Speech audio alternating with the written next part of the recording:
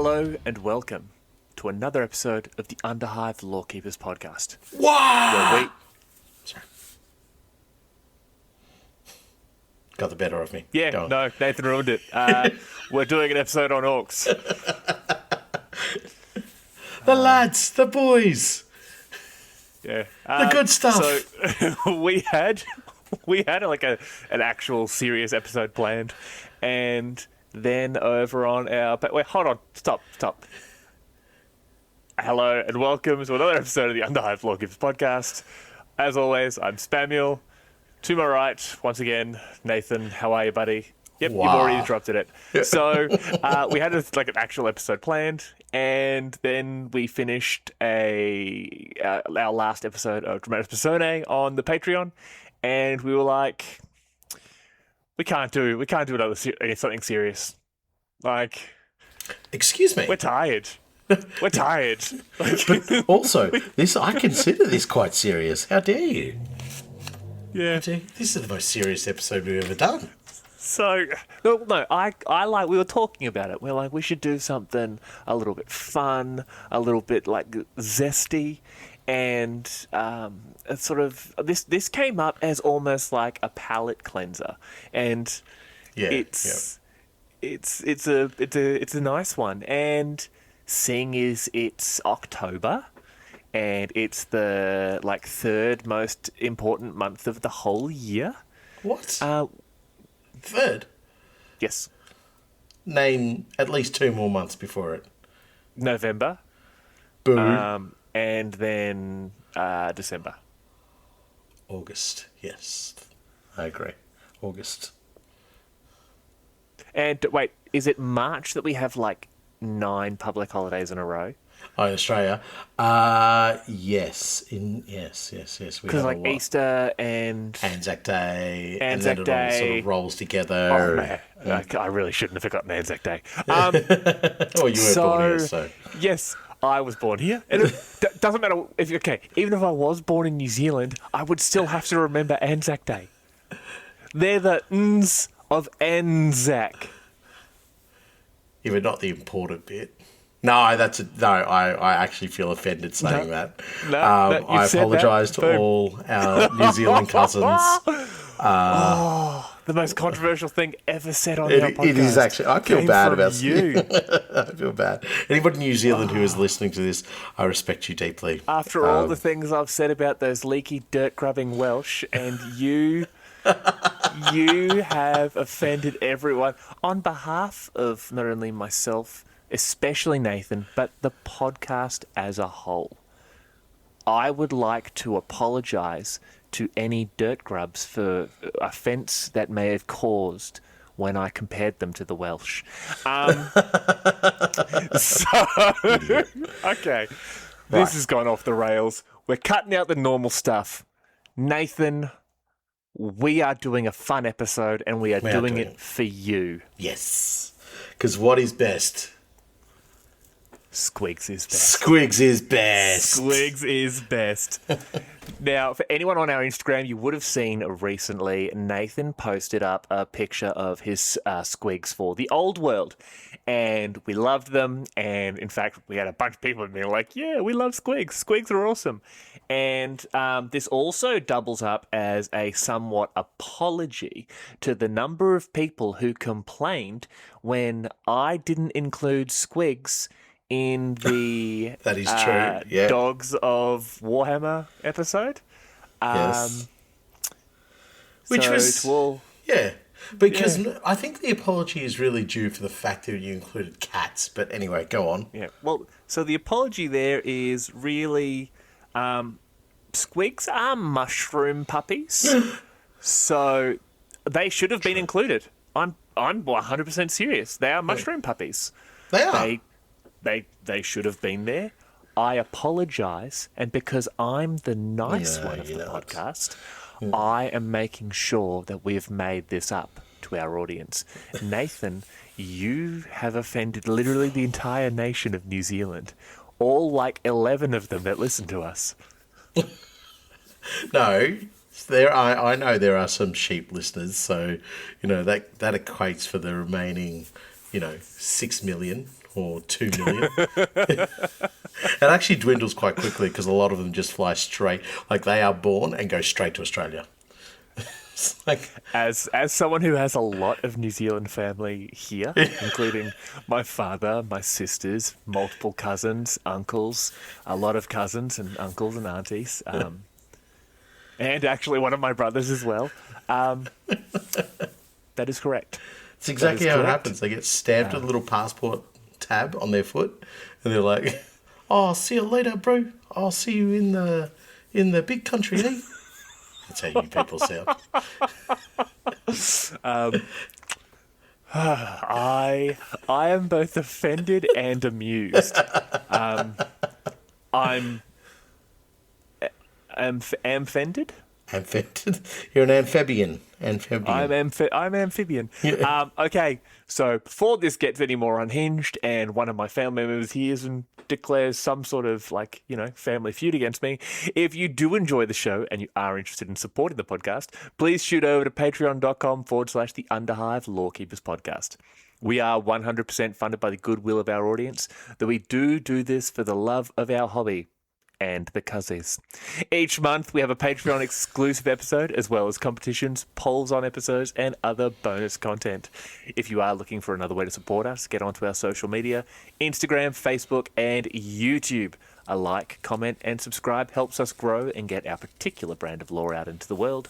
All of our links will be in the show notes, and don't forget to give us a 5-star review on your preferred podcast platform.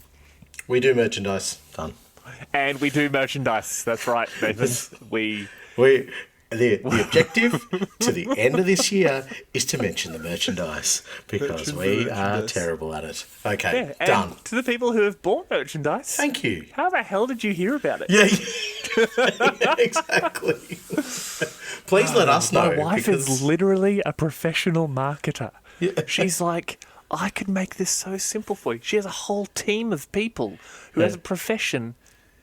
Sell crap to people, like merchandise, concepts, ideas. Oh. And here's her husband failing to read a line that says, mention the merchandise. When you said she's a professional marketer, I thought you meant like she professionally goes to markets. Yeah. Untapped resource, Samuel. Untapped resource. That's funny. That's a little bit punny. Anyway, what are we talking about? We are talking about the coolest, bestest doggo / mushroom / beast / thing / chompy / gobbler known to mankind, orkkind, elderkind, taukind, humankind, chaoskind, any kind. So a squig, also short for squiggly beast, is the simplest known form of orkoid life. There are many types of squig, each generally filling some functional or utilitarian role in the orc ecosystem. Now, they currently serve as the orc's primary food source, along with orkoid fungus, much like herd animals are for humans. Now, there are many types of squigs, but each can be generalized into a single variety, such as edible, musical, hair, medical, parasite hunting, face eaters, pet, buzzing, and paint squigs. Some, like the face eater types, are little more than snapping, fanged mouths on legs. Firstly, greatest opening to literally anything ever. They're a type of food and hair and medicine, and they make sure you don't get parasites. Yeah. They also eat faces. Yeah. They could be pets. Just rewind to they eat faces. I love the dumb origin of squigs, because when you go back to I want to say the Here We Go rogue trader era of orcs, they were literally just there. They obviously they're part of the orkoid race as a whole. They all come from that same sort of intergenerational mushroom growth. But so it's widely suspected that when this goes back to some of the sort of older orc lore, when orcs were created, obviously we suspect by the old ones, or we know by the old ones, to fight the Catan and sort of do their thing. Like a super race. Yes. They basically are a super race. At the end of the day, it comes down to orcs and Tyranids, and I'm sorry, my money's on the mushrooms. But it's believed that when the brain boys, as the orcs called them, actually created the orcs, or the crocs, they had it there, so as they spread, the squigs would purposely show up, because whether they appeared in a functional society of other orcs, or even deserted planets, or moons, space hulks, whatever, the squigs would be there to ensure the orc population survived and thrived with a ready source of food. Yes, so they become basically like an add-on to wherever the orcs go. Say if you're growing orcs, part of that will grow as a squig as well. Yeah. You know what I mean? So it's sort of like, rather than go, hopefully this batch sprouts 10 orc boys. I'm not really 100% sure on how orcs grow, but... They're mushrooms. Well, yeah, I'm not... They basically are. Yeah, they basically are, yeah. Actually, remember the great little bit of artwork they had about it? And then it actually showed... The mushroom, and then there's like the womb underneath, and there's the orc in the fetal position. That's the one, yeah. So... I imagine what would happen is one of those or two of those would not grow into an orc boy or a grot or whatever. It would actually begin to form itself as a squig. And then that just goes, pop, pops out of the ground like a snappy little tulip, ready to fulfill whatever task it wants. But the interesting thing about that is, and this is something I don't know much about actually, is whether or not they could farm a particular type of squig.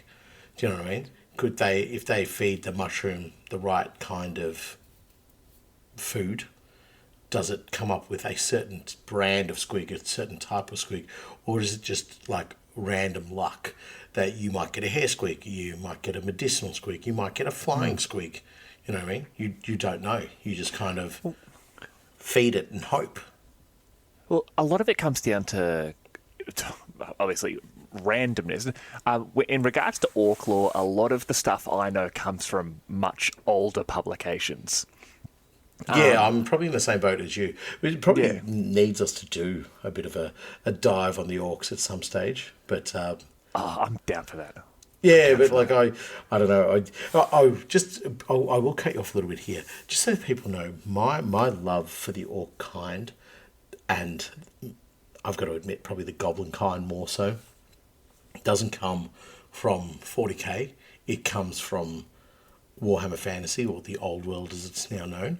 This is I love all things green skin in the Old World. It is a wonderful place, and the squigs just add an element to it that completely just throw them out from the rest of the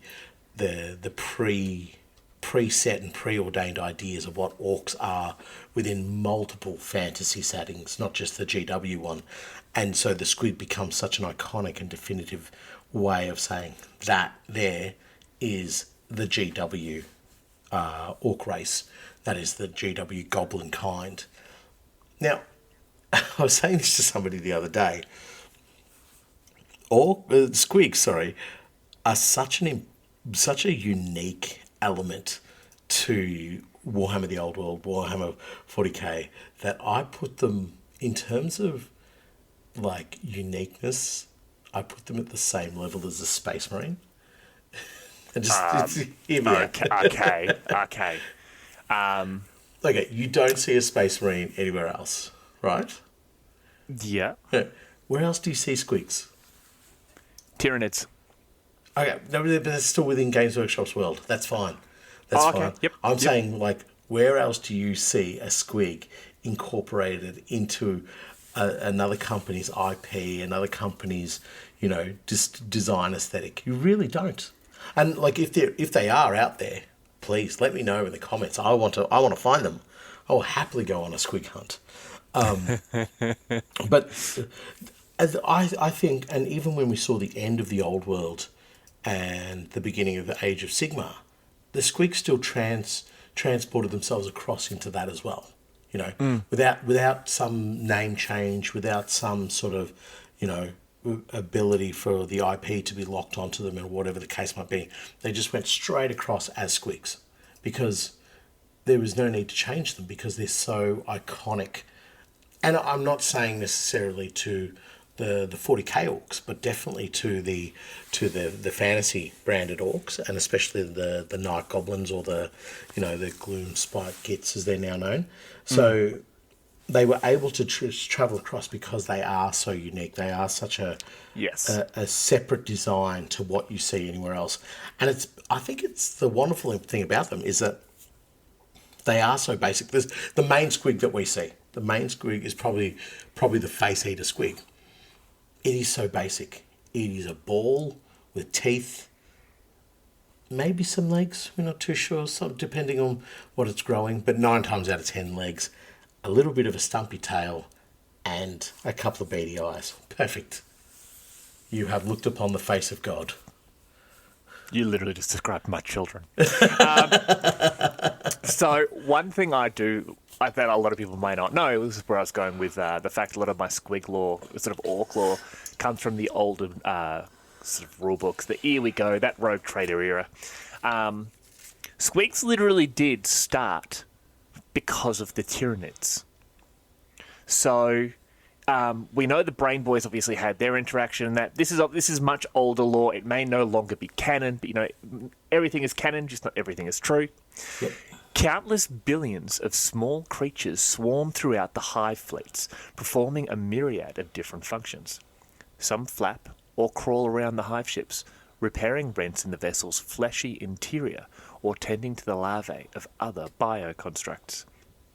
Others devote their existence to seeking out and consuming diseased or dead flesh, so that it and they can be consumed again by larger creatures.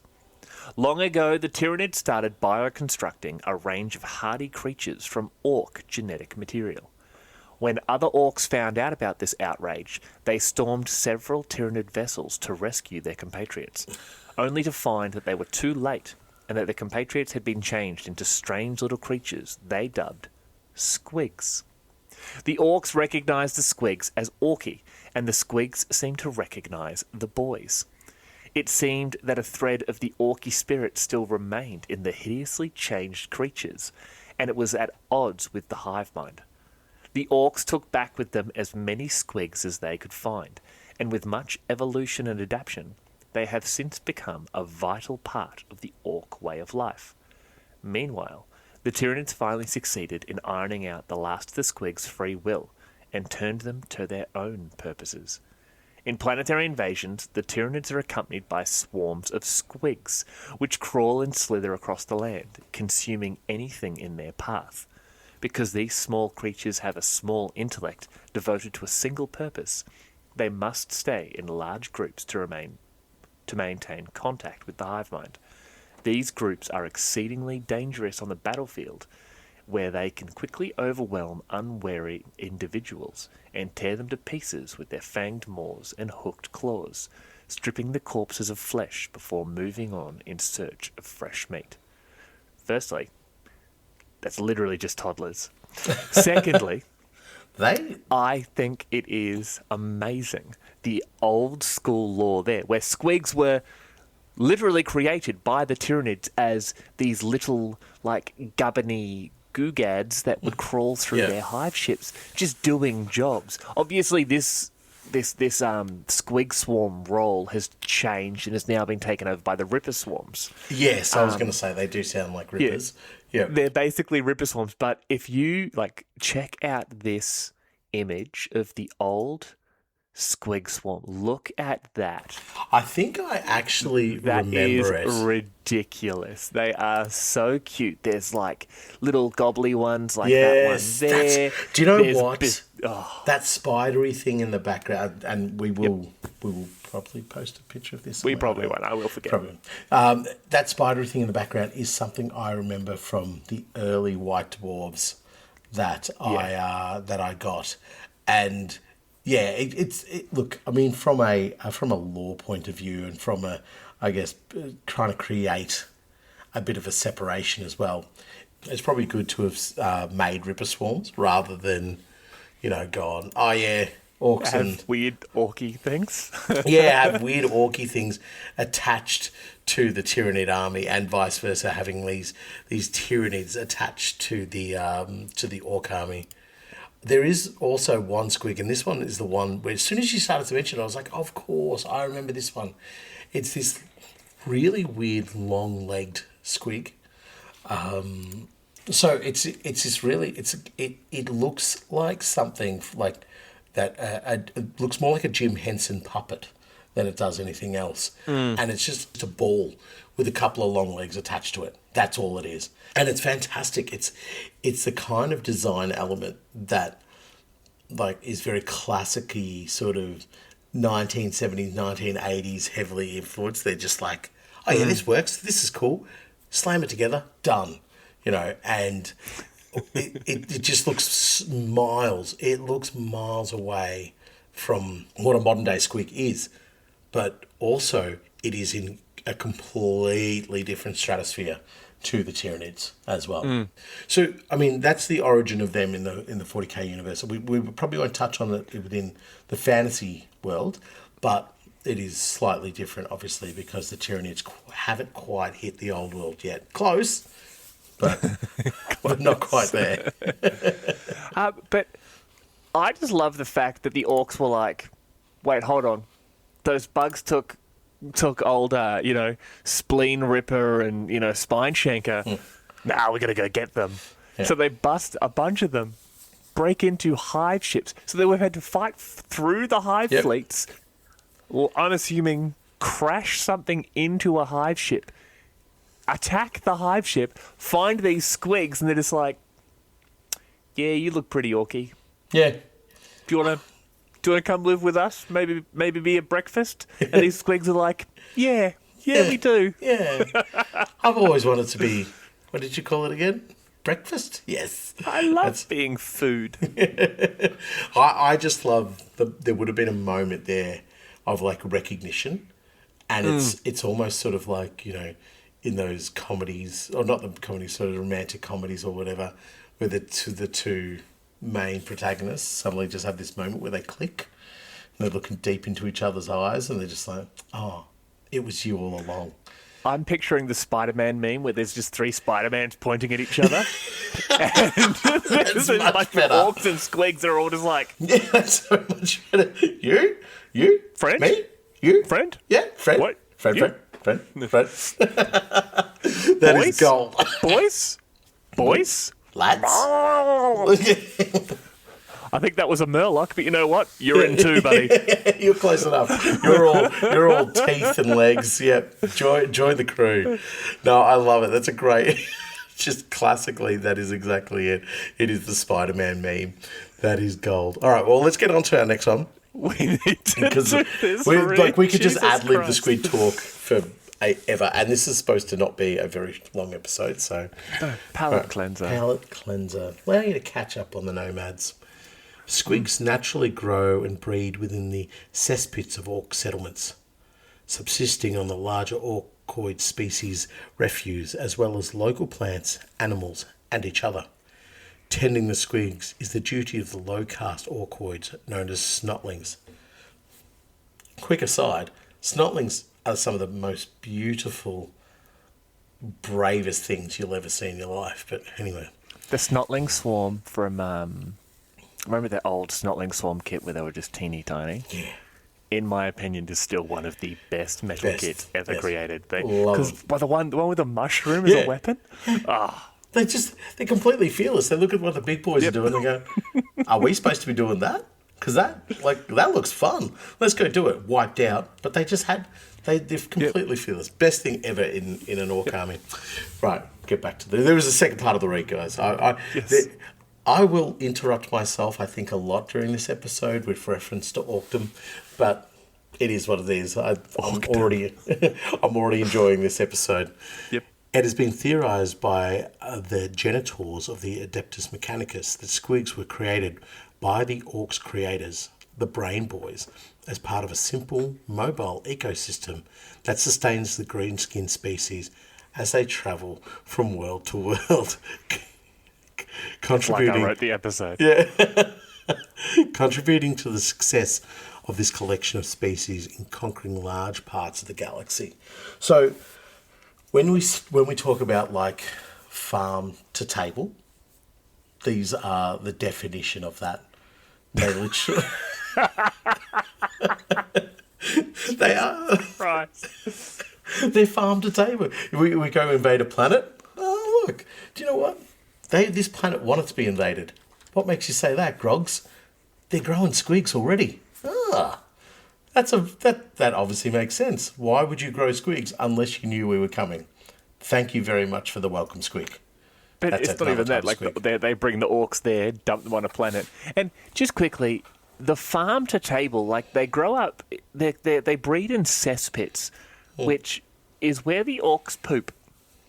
So they're called the drops. So it's basically the latrines. It's a poo farm. And squigs grow there, and snotlings, heroes of Orkdom, I love that term, will go there and ensure the squigs grow big and strong and tough so the other orcs can eat them. But farm to table. The snotlings also provide food for the squigs as well. They do. Yeah, they do. It is a perfect ecosystem. It's the perfect society. It is the perfect society. Now, it is a cesspit, but it's still a farm. So you're right. Yep. Farm to table. Think about it. It's just fertilizer. You put fertilizer on a garden. Yep, exactly. Done. Do you know what I'm going to do? I'm going to go put that special fertilizer on my garden, and I'm going to see if I grow squigs. Actually, we've got a community garden. That's where I'm going to grow the squigs. Jesus Christ. I'm not going to talk about what I'm imagining. Yeah. All squigs are edible. But some squigs are specifically bred as a food source by the orcs. Gretchen are responsible for cooking the squigs raised and tended by snotlings, though orcs will eat raw squig if a cook cannot be found. The rarest form of these squigs are referred to as juicy squigs and require a special Gretchen cook to be prepared properly. Orcs reserve the eating of face-eater squigs for special contests. Once again, I don't know if I've ever talked about Orkdom, which is the only way I'm describing it from now on, where basically the biggest are the toughest are the most important. Yes. Which, as a man of 6'7", I fully endorse. I should be allowed to bully anyone under 6 foot, like more than I do already. You get bullied by 2 goblins. You are the worst orc. That's true. I get bullied a lot, but I love the fact that it's like, well, the snotlings raise them and grow them, but then the Gretchen cook them and eat them.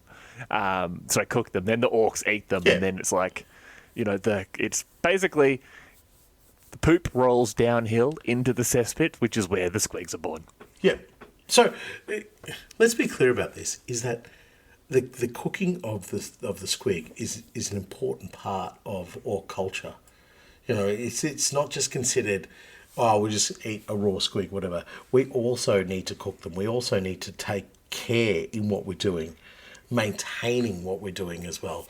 So I will say, as a quick aside to this as well, special mention to the night goblins from the old world for their love and care of squigs. Their ability to, wrangle squigs, to use them in mobs, to use them in herds. And I mention this now because we are going to go into all the different variations of squigs. So I want to mention the night goblins now, early in the episode. Probably will mention them again. Cutest, best little thing ever to exist in Warhammer. But I think their affinity and their understanding of squiggies is the most important thing to, reflect upon how they are different to other goblins, but it also shows that their understanding of the true nature of what the squig is. It is a gift from both Gork and Mork. It is something that it teaches you life lessons in orc kind or goblin kind, whatever it is. If you let your guard down around a squig, you're dead. If you let the squig bully you, you're dead. If you let the squig get a little nibble on you, you're dead, right? But if you dominate the squig, you get food. If you dominate the squig, you get an able warrior. If you dominate the squig, you get a trusty steed. So this just shows if you are the mightiest of the mighty, you dominate the squig. If you are the weakest of the weakest, you get eaten by the squig. Perfect gobbo culture. You know, you had me up until steed as basic. I'm pretty sure that's what Goblin Jew wrote in my Father's Day card. What if you dominate the squig? Just this absolute monstrous paragraph of how to manage squigs in your Father's Day card. You're like, how did you learn this? He just locks eyes with me. He's like, I learned it in the drops, Daddy. Jesus. Right. So, and furthermore, juicy squigs are I think, and my memory's a bit hazy on this one. Juicy squigs are just like they're any kind of squig. Fat steak squigs. Yeah, it's like any kind of squig can become a juicy squig, right? So not just the face eater squigs. It's not just limited to one type, not just the hair squig or whatever. Yeah. Any squig can become that, which means it can become a prized squig, I guess. Right. Yeah. So well, we will actually touch on both of those squigs. Yeah. Right. So let us first get into the different types of squigs that we have. We have the amp squig. These are brilliant squigs, actually. Amp squigs. Squigs used by goth rockers to help amplify the power of their music. However, it is not known if amp squigs are born with amps within them or Doc put them there. So do you know which squig we're talking about here? Yeah, it's the goth rockers. Yes. The one he's standing on. Mm-hmm. I actually bought. I've no need for those miniatures, but I bought them because I think they were re-released probably about a decade ago now. And as soon as they became available to order, I was like, I'm just getting them. I've zero need for them. Zero use. That's the old band one. Yes. I got the whole lot. They did the plastic one a little while ago, remember? Did He's they got really? the top hat. Yeah, he's got the top hat. He's singing into a grenade. Oh, It was a Christmas mini. This one here. And for those of you listening at home, Google goth rocker. Because I will forget to put the image up. Yes. I do remember that. That's an amp in his mouth. Yes. And I don't think he's born with it, and I don't think a doc puts it in there. I think they are fed the amps, and then they just stick an input in, like, the rib holes. Like, you know how sometimes you have holes where your ribs are? Yeah. Especially when you stab a audio input into it. You would definitely get holes that way. Yeah, go on. Yeah. I think that's what they've done. I think they just stab it in there, and they've used the natural acoustics of a squig's hollow, bulbousy form to naturally amplify the music that this goth rocker is producing. Sorry, music. I should have said. I love the idea of the natural acoustics of a squig. That is beautiful.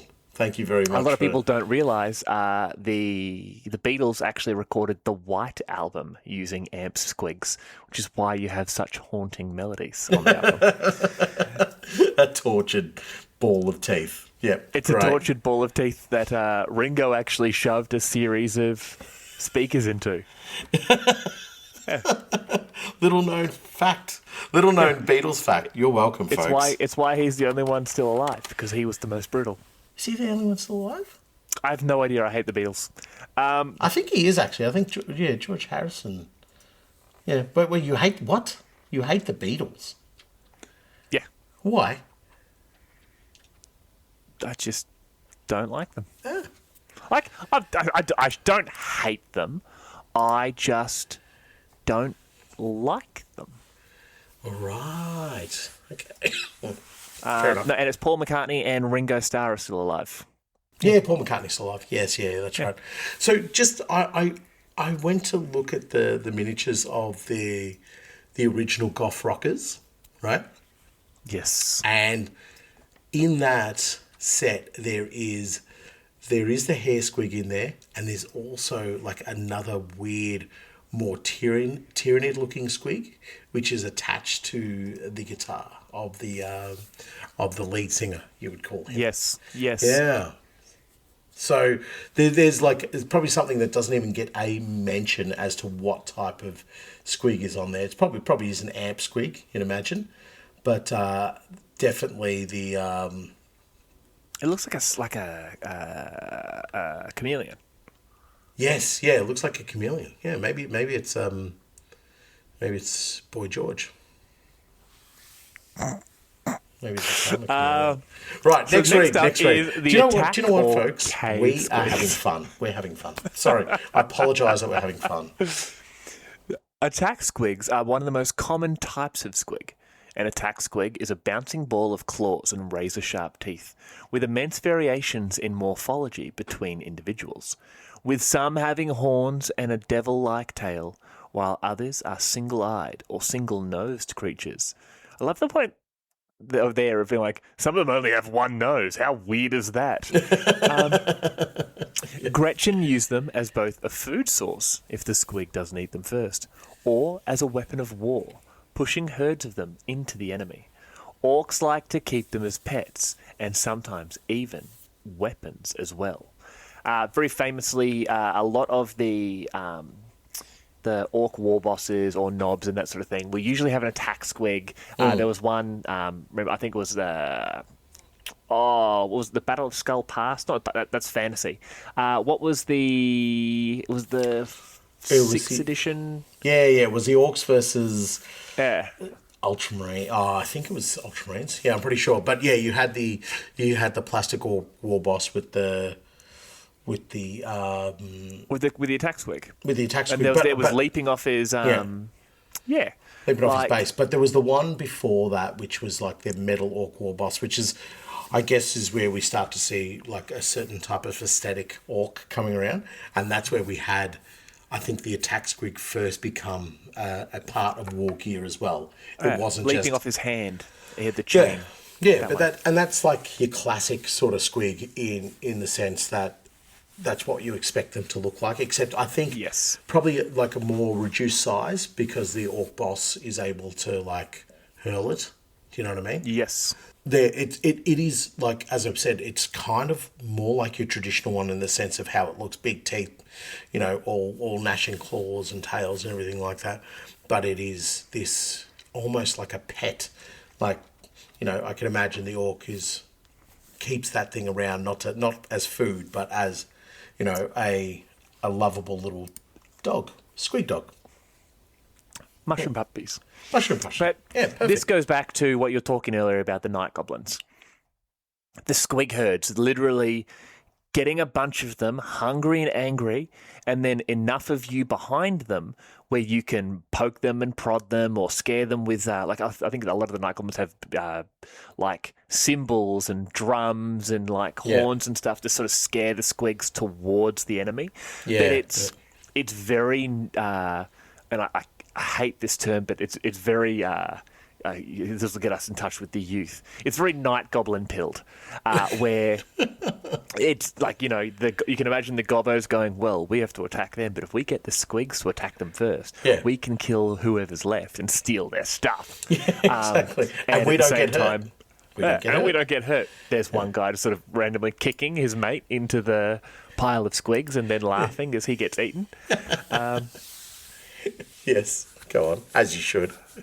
As you should. Yeah, no, I love the concept of the squig herds that you're just rushing forwards toward the enemy, because you can imagine like Tau seeing that coming towards them and be like, what are these things? We'll just start shooting them, and they start killing them at range, but the squigs just keep coming. Yeah. Because there's so many of them. Yeah, and nobody cares about them. Nobody cares what they're doing. It's just like, oh yeah, they're pouring forward. So one of the great mechanics you have in the old world, and even back in the day when it was Warhammer Fantasy, was that if the unit broke from combat, it had a special rule called Squigs Go Wild. And this only happened really with the attack squigs or the cave squig type of unit, squig herd, sorry, where if they broke from combat, you'd needed to roll for every unit within a predetermined range, and all of those units would then take X amount of hits as it represents the squigs just going mad through the enemy lines. So I think it's something that could be brought into 40k, absolutely. Something that, you probably couldn't see it in Necromunda because you can't have enough numbers of them, but it would definitely within 40k. Absolutely, you could. You could run them as Necromunda giant rats. Oh, perfect. Imagine, you're heading down into the skull. Yeah. Because this is a Necromunda podcast. You're heading into the skull, and as you're getting through, you can imagine, this mutant orc sort of squig herder, or maybe even a Gretchen that has sort of survived outside in the radiation, and he's got these mutant squigs, so that have multiple noses that look very chaos spawning, faces with other faces in them, and he's blowing this big horn, and they're herding all of these squigs towards the gang, and it's that classic scenario of you just form that gun line and you're just holding out, hoping that elevator gets there in time. Yeah, exactly. But then, if they were to break and flee, they just scatter everywhere, doing damage to their own people, or damage to the enemy, your people, whatever the case might be. Yes. Do you know what I could see though, leading them or herding them, is a squig that has evolved. So imagine a big bulbous-headed thing on this body that struggles to hold it up, So maybe it actually has a crane, a cane or a hook, or what am I saying? A cane or maybe a walking stick sort of thing. Okay. Do you know how cool that would look? you know how I'm going to hell, right? Okay. Yep. I'm basically picturing a squig version of Stephen Hawking. Oh my God, Sam, no. No, genuinely, an orc that has become more squig than orc, and has basically has this sort of wheelchair or gravity. It's harness that allows him to, but he's devolving into a squig, but he still has his intellect. Which is why they're sort of like Servos, the infotech. Picture him, but as a squig. Yeah. And I can imagine the motor. Maybe he was a big mech, and he was an orc doc that has managed to start devolving after experiments with, maybe eating too many mutant squigs. Or just even grafting the skin to himself. He's just sitting there going, you know what, I want to get rid of this mutation. I don't like this. I'll cut this out. What's an easily accessible skin source for me? Squiggies. Put a squig on there. And then suddenly his jaw starts to get a little bit bigger, and he's just like, oh, this is good. This makes me stronger and tougher and nastier. And then these teeth start to expand and grow and so forth. The eyes get even beadier. And this is over, several decades, Hours. I imagine. Hours. But I could just imagine it's somewhat crippled, but too dangerous to take down. You know what I mean? The other orcs within the skull would just be like, no, we don't go near old Gobbler. Of course they would call him that, Gobbler. They don't like him, but he's also a very useful he's a very useful tool in the orcish arsenal, because if you really need that surgery, he's the one who can do it. He can save anyone. And he doesn't need tech to do it like the Mad Doctor, like most Mad Docs. He's harnessed his own species of mutant squigs that he's developed to replace limbs. Yeah. Or maybe it's a skin squig that, you've been horribly burned, and it gets there. It's got these tiny little hooks that dig into your flesh, and it molds itself around you. Yes. Damn it! How cool a character would that be? That is an awesome Squig character. I love that. He'd have the robot voice, though. Why? Why? He's got to be terrifying. Put the amp Squig attachment Amp Squig into in the it. mouth. Done. Yeah, done. Right. Okay, away from Dr. Gobbler and onto the most useful Squig, the bag Squig. This type of Squig has a large gaping mouth and bag-like body that is almost entirely composed of stomach. The stomach functions secondarily as a pouch that allows the squig to survive by slowly digesting food it stores up inside its body. If the squig is dried out, it can be made into a flask for drinks. If it is tanned like leather, it makes a useful bag or belt pouch. So basically any staffy. It's a staffy. No. It's a large gaping mouth, bag-like body, and almost entirely composed of stomach. That is every staffy I've ever met. Okay, I thought you were talking about like drying them out and turning them into bags or belt pouches because you don't like dogs. Don't. No, I was talking about that, but if that's where your mind took it. Yeah, this is on me. This is definitely on me. The man who routinely kicks puppies. Right, so, deny it. Never kicked a puppy. Oh, You're going to get me lynched. You would say that, wouldn't you? You've got two pairs of boots, one called Puppy and the other one called Punt. That sounded a lot better in your head, didn't it? It did. It was terrible. Yeah. I was trying to think of something clever and I failed because I'm squigged, which is it can be a term within the Orkdom. Is if you don't know what you're doing, you've been squigged. You know. Done. What's the matter, mate? Oh, just a bit squigged. Mean case of squig brain. Yeah, just got squig brain. Just happens. All right, well, I'll chop your head off. So we won't talk too much about. Yes. Yeah, we won't talk too much about squig bags because it is what the name implies. I find these a little bit of a sad one though because they are really just being bred to be turned into bags and pouches and so forth. Like, you don't want a squig that's eating too much unless you make a turducken out of a squig. No, right. It would be a squig-gretchling.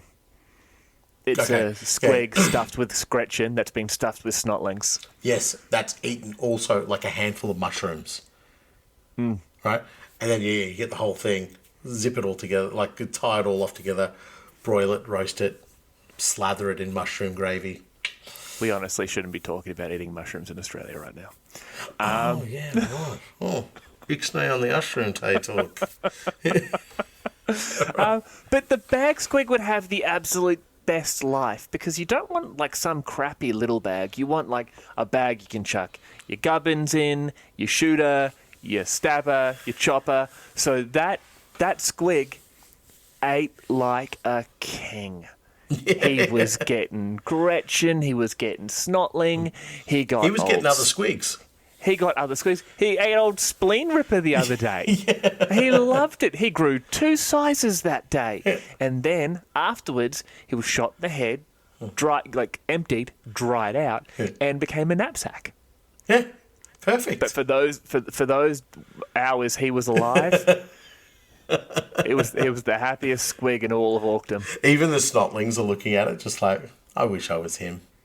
I wish I was him. He's having the best time ever.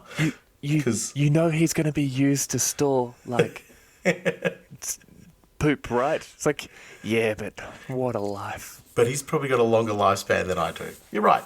Dead. Yeah. Dead. Kill the snotling. Get fed to the bag squig. Yep. Right, next one. Next up is the bile squig. Now, a bile squig comprises of any breed of squig that squirts, sprays, or vomits harmful fluids. They're common ammunition for squig launchers and heavy squig launchers used by ruckatruck squig buggies. Typically launched by the handful, these disgusting creatures squeal and thrash while madly jetting acids, lubricants, poisons, and flammable bioslop in every direction. The foe are drenched in disgusting and often harmful slime, leading to much hilarity amongst the Rucker Truck crew as their victims slip, skid, scream in pain, burst into flames, dissolve, or worse. Something that isn't actually on the read there, but is actually very common in regards to bile squigs.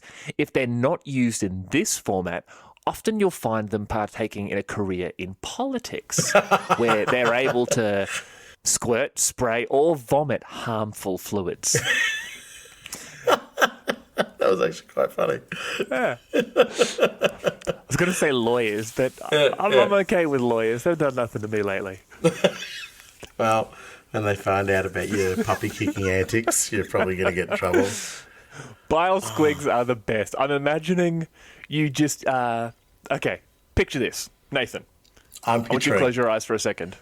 No, but... Close your eyes. I'm going to paint you a picture with my imagination brush. God. All right, Yep. ready? Yep. You're a knob. All right? You're attending... You go to hell. Sorry, you're an orc knob. Thank You're you. an orc knob. You're attending luncheon in the warlords. You're in your war bosses section of the camp, the settlement, and you've put on your best armour. All right, and you've got yourself a bile squig, like in your pocket, kind of like a flower, but you've got his tail on the inside of your jacket. And then when you see old Spleen Ripper, who you don't like, you say, "Have you seen my new squig?" He looks down at it, you squeeze the tail, it spits acid into his face, much like one of those clown flowers where it sprays people with water. Yeah, yeah. Except Spleen Ripper doesn't have a face anymore. Bile squigs are not just a weapon, they are a fashion statement, my friend. You've totally sold me. In the time that you were talking about that, and this shows you like how disconnected I've become from certain races within 40k. I didn't even know this vehicle existed. And I can tell you right now, I'm in love. I am genuinely in love with this thing. One of the reasons for it, it has a whole compartment of just little squigglies. Just little tiny little, like, squiggly pigglies.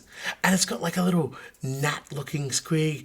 It's got like a little, like, attached to some sort of handle type squig. It's got a sour-looking squig just sitting on the, like, some sort of bar. This is... Oh, dude, the latest, I think it's the last, like, maybe 2 codexes, the orcs have gotten crazy again. Like, they've always been a little bit out there, but especially this one, like, the different vehicles, and there's so many squigs in the last 2 codexes. Like, obviously, I've been reading up about them in preparation for this, but there's just...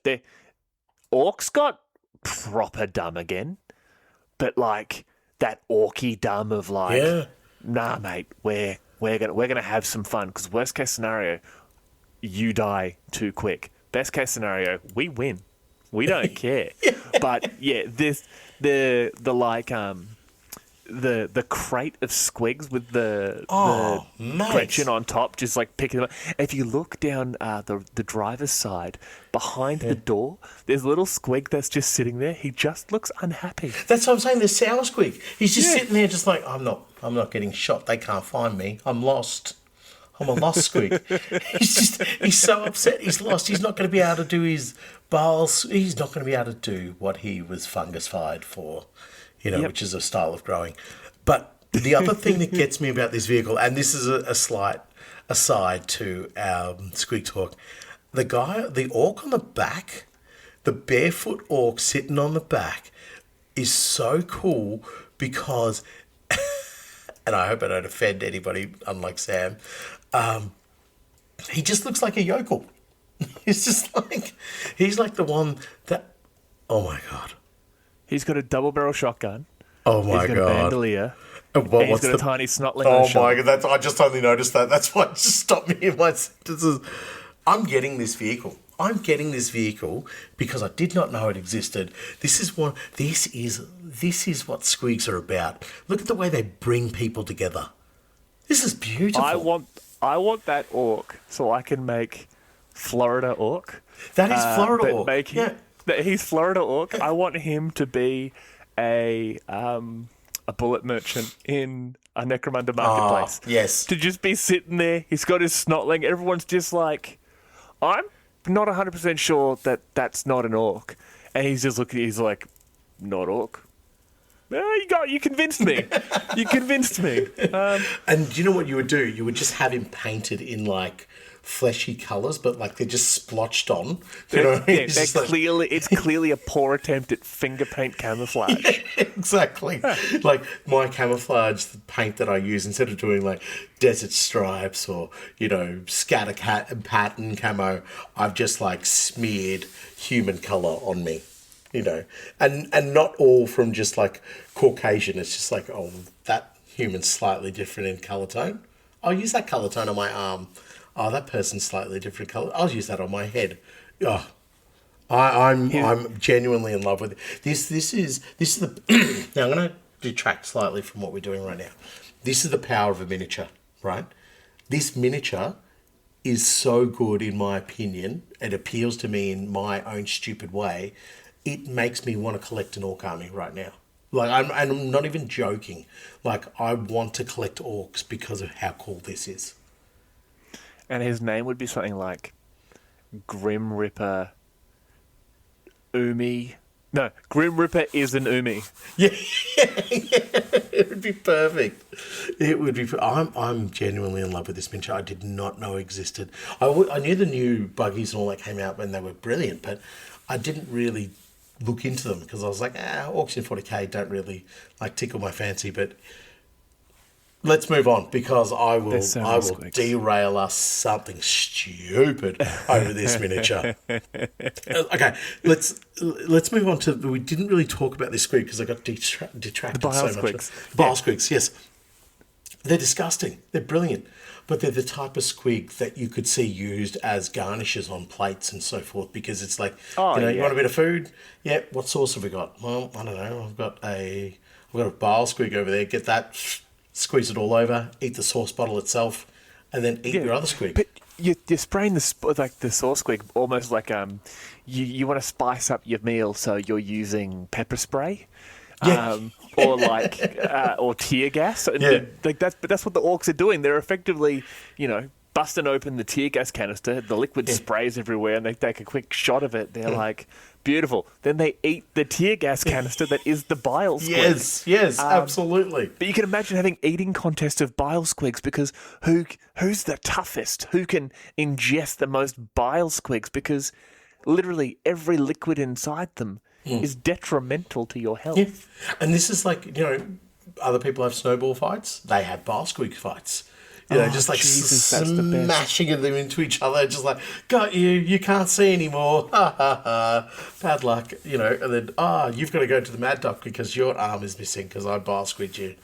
You got me good, son. You got me good. Your teeth are melting. Now you're poor. Yeah, exactly. No bile squigs for you. Yeah, so that's the kind of orc fun that they would have. And this is my first introduction to bile squigs. These are 100% making it somewhere into my Night Goblin army. They just, mate, I'm in love. I'm not ashamed to say it. I'm in love with the squigs. I love them, and I'm particularly bile squigs. Right, now, onto a cool squig, the bitey squig. Bitey squigs include any squiggly beast with sufficient jaws, claws, and stingers to savage a target and anything standing close by. They are a favourite ammunition for orc squig launchers. Launch gnashing and snarling into the enemy. They latch onto the first thing they hit and do not stop chewing until they are bludgeoned, stomped, or shot to death. They are the squig version of white phosphorus, basically. They're the squig version of every Tyranid weapon. True. Like, they're adding insult to injury. Like, if someone shoots you, you're going to be upset with them. But, hey, depending on the caliber, the range, your armour, etc., you might survive, right? Not only are they shooting you, when it hits you, it immediately goes for the throat. Because it's pissed off that it just hit you and is now going to bite you to death just to get back at you. weirdly enough, could also describe my daughter. And so what I love about this is that the orc firing it accepts that there's going to be a certain amount of bitey squig collateral damage. I'm going to shoot 10 of them. If 2 of them make it there, they are going to annoy the living daylights out of you. Now, in my mind, imagine if this hits like a dreadnought or something. Right? Now, the dreadnought's not going to have the easiest time removing a bitey squig. And that bitey squig is going to just be gnawing on a cable. It'll probably never get through, but will continue just ngang, ngang, ngang, ngang, ngang, ngang. And it's just like the dreadnought just constantly flashing warnings of being, attacked or impeded or something is happening to it. Imagine Necrons getting blasted by this thing. They would have no idea what's happening, and the squig would have no chance. Going, what is the... But that's the thing. I'm imagining enough bitey squigs biting through it, getting through the necrodermis, and imagine, because you know how Necrons will pull back together and reform? Can you imagine? I know exactly what you think. This one Necron warrior, or this Praetorian or whatever, he's being consumed by these squigs, and he reforms, and he's almost got squig leather armour, but it's still alive, and it just keeps biting. Perfect, what were they called? The flayed ones. A perfect flayed one, just covered in squiggy. Perfect. The flayed ones see him, and they're just like, this guy is so freaking cool. Yeah. His armor keeps bleeding, but it also keeps biting, Yeah. and randomly, because he'll have the big. I'm imagining Space Marine style pauldrons, but they're squigs, and he's walking down the street in the Tomb World, and there's other Necron walking sort of the opposite direction, and the squig just bites the Necron's head off, and he just falls, and he's just like, I have the coolest armor. Yeah. This is tier 10 armor. Get away from me. This is... I PvP'd for so long to get this. Yes, exactly. Right. That is quite funny, actually. But the next... Funny. Is that because people often say I'm the funny one? No, people call you a mushroom. That's the problem. And you just assume they're calling you a fun guy. But you ain't no squig. I'm upset that I find that funny. It's gold. It's genius. You're welcome. So, we should talk about our next squig, which is probably the best on the list because it's the bomb. Bomb squigs are little more than common squigs with explosives strapped to their sides or gripped firmly in their teeth. I'm making this terrible because of that joke. When properly goaded, they run headlong at their master's desired target, detonating their explosive payload when in close proximity. Bomb squigs are used by orc tank busters. A bomb squig is an ordinary attack squig covered in dynamite, stick bombs, and other explosives. A bomb squig will charge towards an enemy vehicle and explode in a ball of fire and debris. Those bomb squigs which accompany herds of squig hog boys often have their legs replaced with a single prosthetic wheel and are ridden by snotlings who are not intelligent enough to tell that their steeds are rigged to explode. Okay, every time I read something about the orcs, I'm reminded of one simple fact. And what is that? Doesn't care about how it looks, how it is, how it acts, as long as it gets the job done. Yep. And you get to bully someone smaller than you. No, but the snotling is not being bullied. Snotling loves it. He's having a whale of a time. This is what I said earlier. The snotling is one of the greatest and bravest greenskins ever to exist. It has no fear, no doubt in its mind. And when you couple that with the, the single focus of a bomb squig, it's a match made in heaven, or whatever the orcs call it.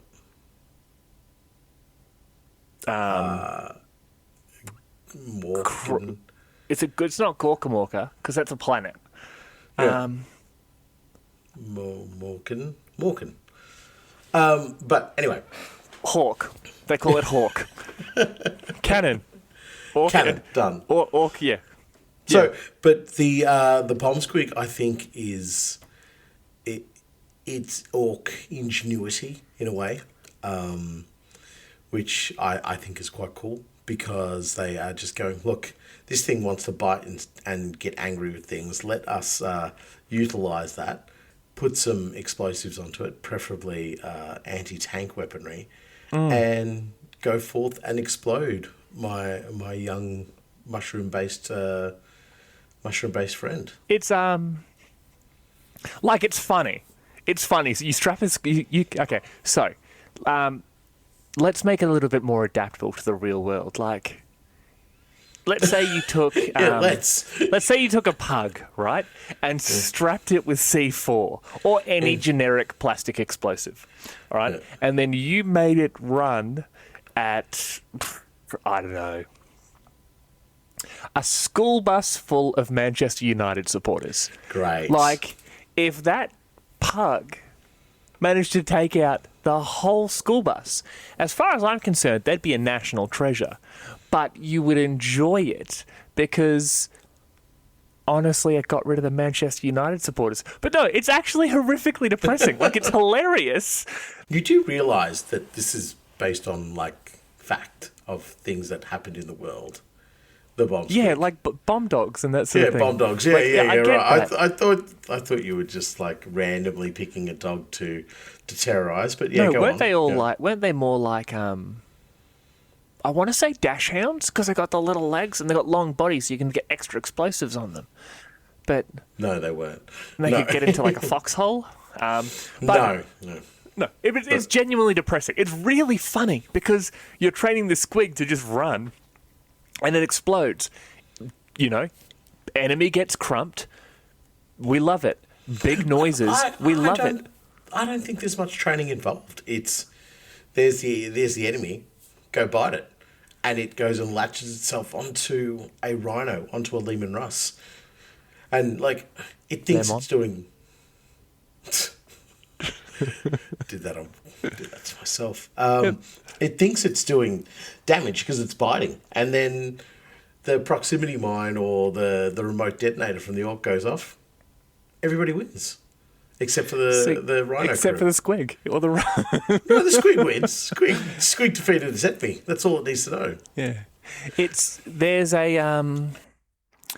there's a quote or like a little write up. I believe it's in the Kill Team rulebook. Hold on, I have it here because I have just this random collection of like quotes and stuff from 40. Here it is. Snickle slid the last few meters to the fuel tank and crawled underneath. As rounds pinged off the metal above him, he proceeded exactly as the boss had told him. Plant the wiry thing, press the big red button, and wait until the ticking stops. He couldn't help but smile to himself at a job well done. Maybe when he got back to base, they might finally be nice to him. I'm getting upset reading this. Why? Because this poor Gretchen is going to explode when he presses that bomb. Yep. And he just wants the orcs to be his friends. But in reality, his job would have been taken by an untrained squig if his orc handlers had any type of society built around them. This shows that when an orc relies on a Gretchen to do a squig's job, they're letting down themselves, they're letting down Orkdom, they're letting down the squiggies. Yes, yeah, exactly.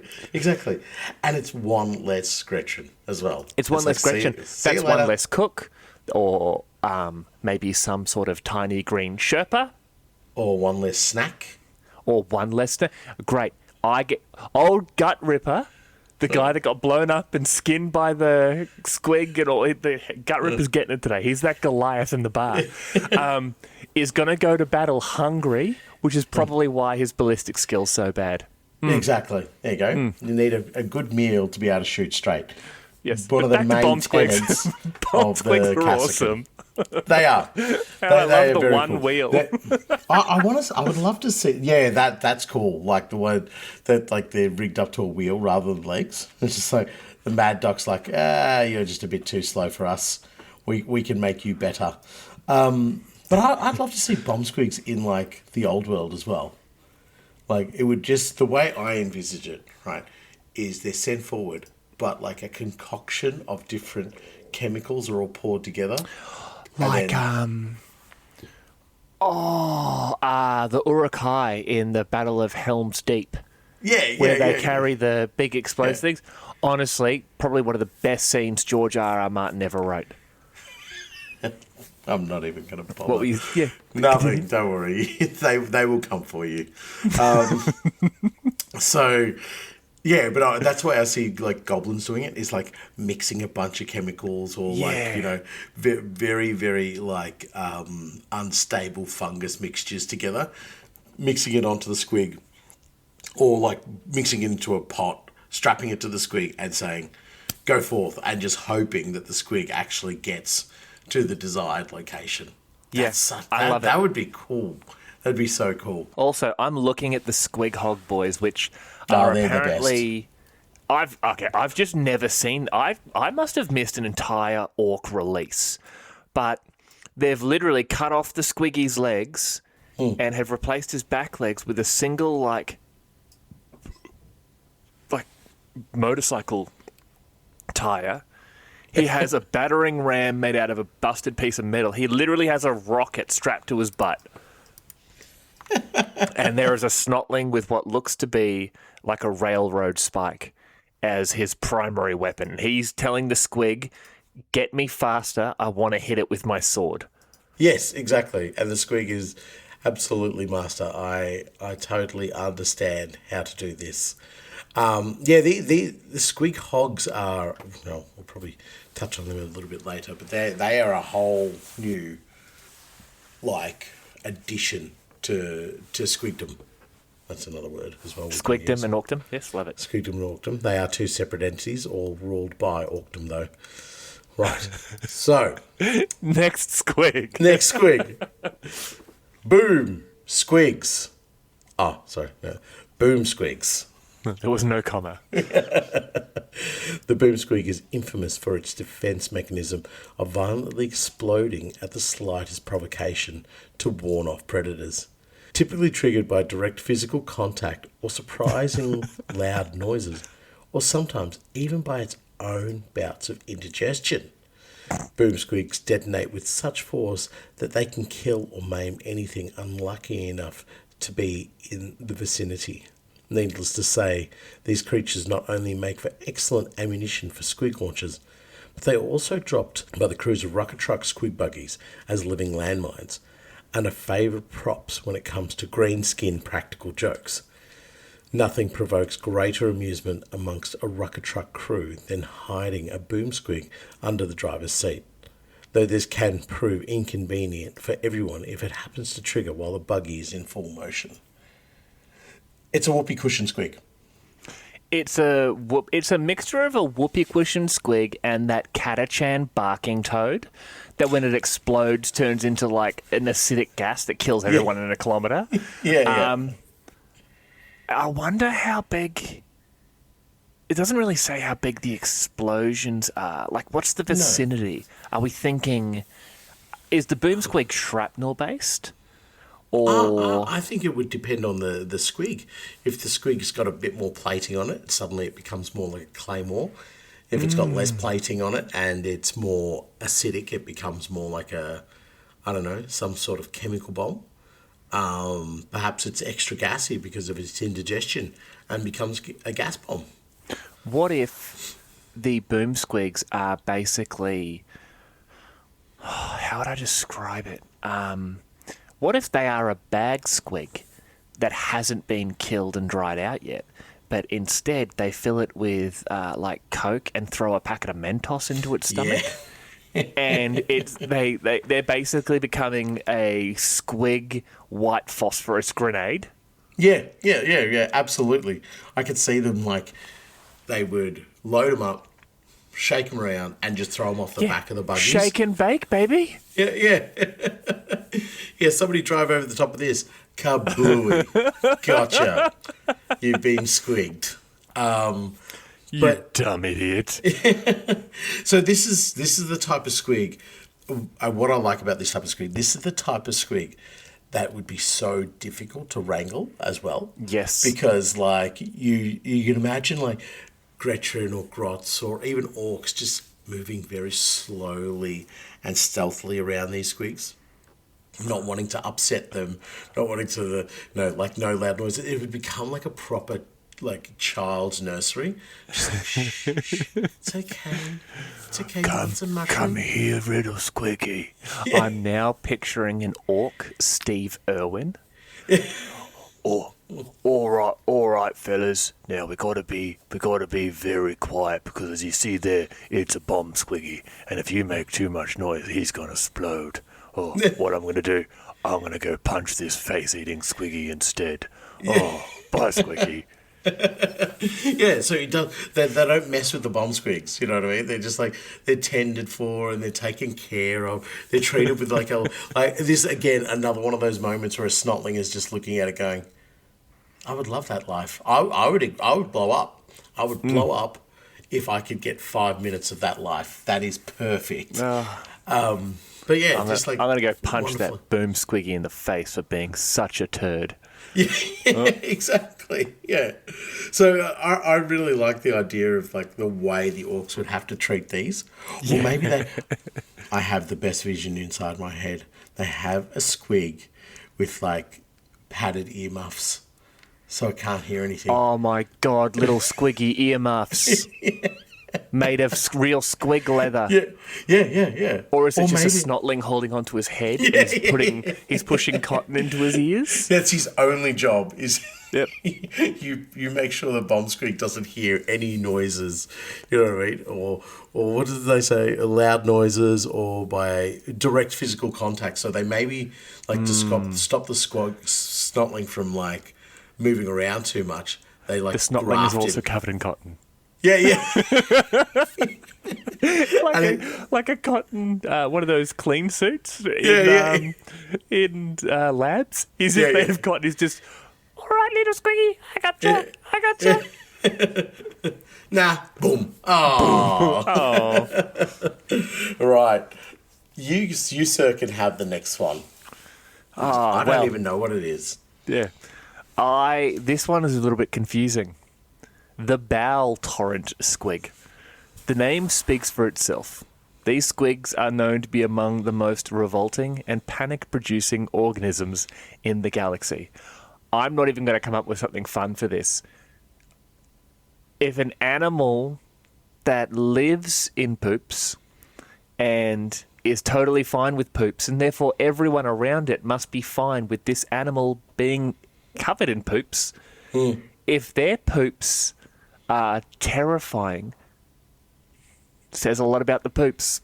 This is actually the perfect weapon to use in one of those, what was it, the rucker truck things? Imagine firing a poop bomb. It's a literal dirty bomb. It is a dirty bomb. So when I first heard about this through this particular read, I thought, is it a tiny little squig that acts like a laxative? You know what I mean? Or is it like the Mad Doc goes, oh, you're a bit gummed up there, Wazducker. Here, have a handful of Bowel Torrent squigs. Jump. Oh, like it's a laxative squig. It's a laxative squig. Yeah. Like, I don't know. That's the way I see it. Like a Mad Doc dishing them out, or I don't know. Maybe I'm reading it wrong. I mean, I'm sometimes shocked you can read it all, but I don't think you're reading this wrong. Like, I think it's just your interpretation of it. I'm now looking at it and being like, yeah, what if Bowel Torrent squigs don't make the poops, but they make you poop? Yeah. What if someone slips one into, I'm assuming orcs walk around with, like, popcorn containers full of tiny squiglings. Yeah. And they're like eating them and it's like, oh, that one tasted a little bit salty. And you look back and there's old Gut Ripper laughing because he's just slipped you a fistful of Bowel Torrent squigs. So you remember the episode from Futurama where they go to a different planet and they eat poplars? Eat poplars, yeah. Yep. That's what little squiggies are. Like little snacky squigs. That's what they would be like. You know, they don't even need to be cooked. They're already crunchy. Yeah, hung. But the harm with them is sometimes they can eat you back. You know, get enough of them, they'll turn on you, eat you. That's actually horrifying. Can you Yeah. Okay. So, are we saying the bowel torrent squig makes you poop, or makes the poops? I want to believe it makes you poop. So maybe it's I always screw this up. Venomous, poisonous, venomous. Which one's which? Poisonous is bad to eat. Anyway, doesn't matter. But what if it bites you? Venomous is like venomous has is bites venom. you. Yeah. So what if it is venomous and it bites you and you? That's it. You are until you can find an antidote squig. You have the bowel torrents. Yeah.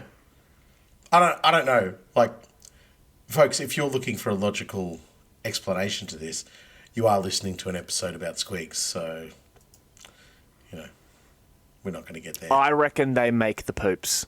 I reckon they get scared or they see enemies and just start pooping, and it smells like it's one of those smells that when it gets in your nostrils, like you have to snort vinegar to try and get rid of it. Oh, jeez. Like, I've never had that experience in my life. Oh, mate, you ought to come around next time I'm cooking. You'll experience it. All right, we'll move on to the next one. This one is the cleanest. Well, I guess it's a clean read in comparison. Burner squigs. The burner squig can burst into flames after being thrown. It's a Molotov cocktail. It's a Molotov cocktail. It's a Molotov squig cocktail. Squiggy tov squigtail. Squigtail. Done. Yep. That actually sounds like a children's book. Squiggy tov squigtail. Do like a Dr. Zeus. Yeah. You know, one squig, two squig, red squig, bowel torrent squig. Oh, God. No, burning squig. Give the burner squig the stage. How dare you, sir? Yep. Right, this one I don't think we'll hang too much time on because it is literally it's an incendiary grenade of a squig. That's it. Yeah. Roll up, throw it at the enemy, and burst into flames. Yeah. Gotcha, Grug. You'll have to replace that entire face now. That's where old, what was his name? Doc. What do we call him? The doctor from before, the Stephen Hawking doctor. But he's just like, I have a squig for that. Yeah. Yes, exactly. But he's missing his whole face. I have a squig for that. Yeah. I need a new arm. I have a squig for that. I see this doctor like providing like leech squigs, but like it's a one, like he's tried it once where it's just like, these will help bleed off the bad blood, and all it does is a squig just like devours an arm or something. Yeah.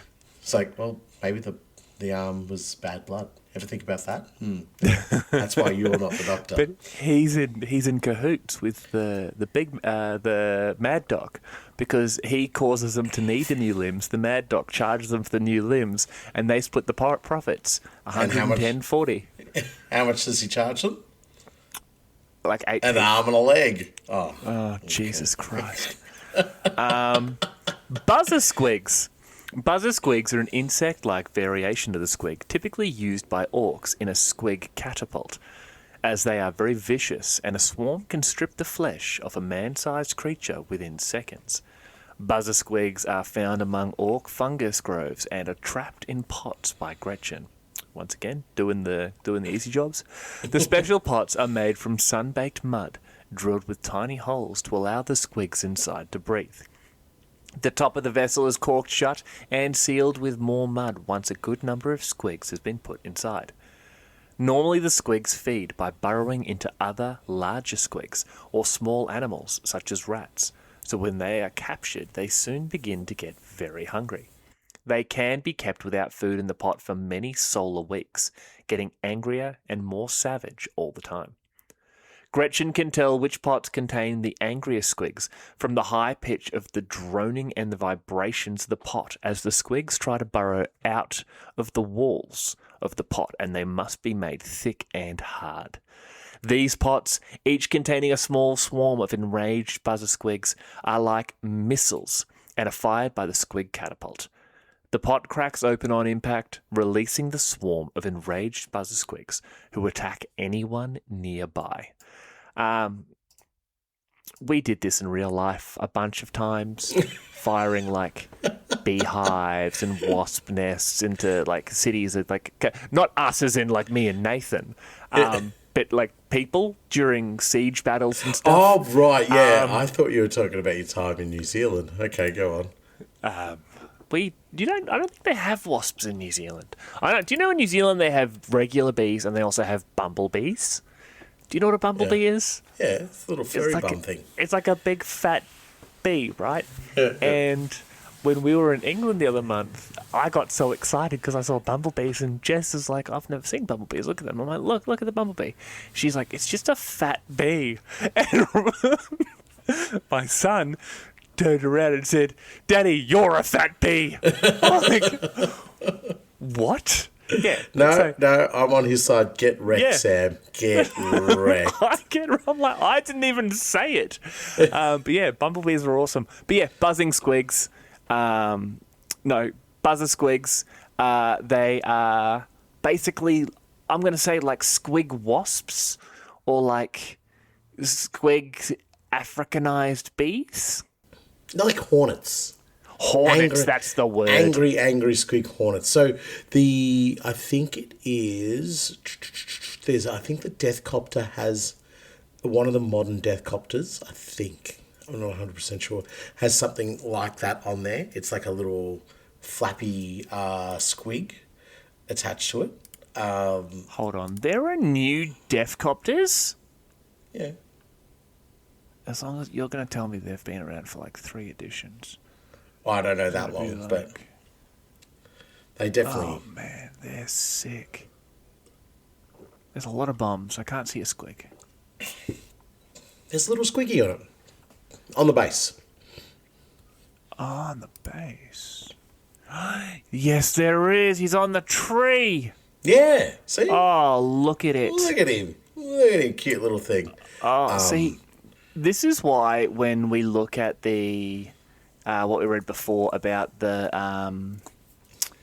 Tyranids basically being the origin of so many of the squig species, because so far, so many of the things we've seen and the actual models, they look so ridiculous that you can genuinely imagine the hive fleet trying to create new things through like trial and error.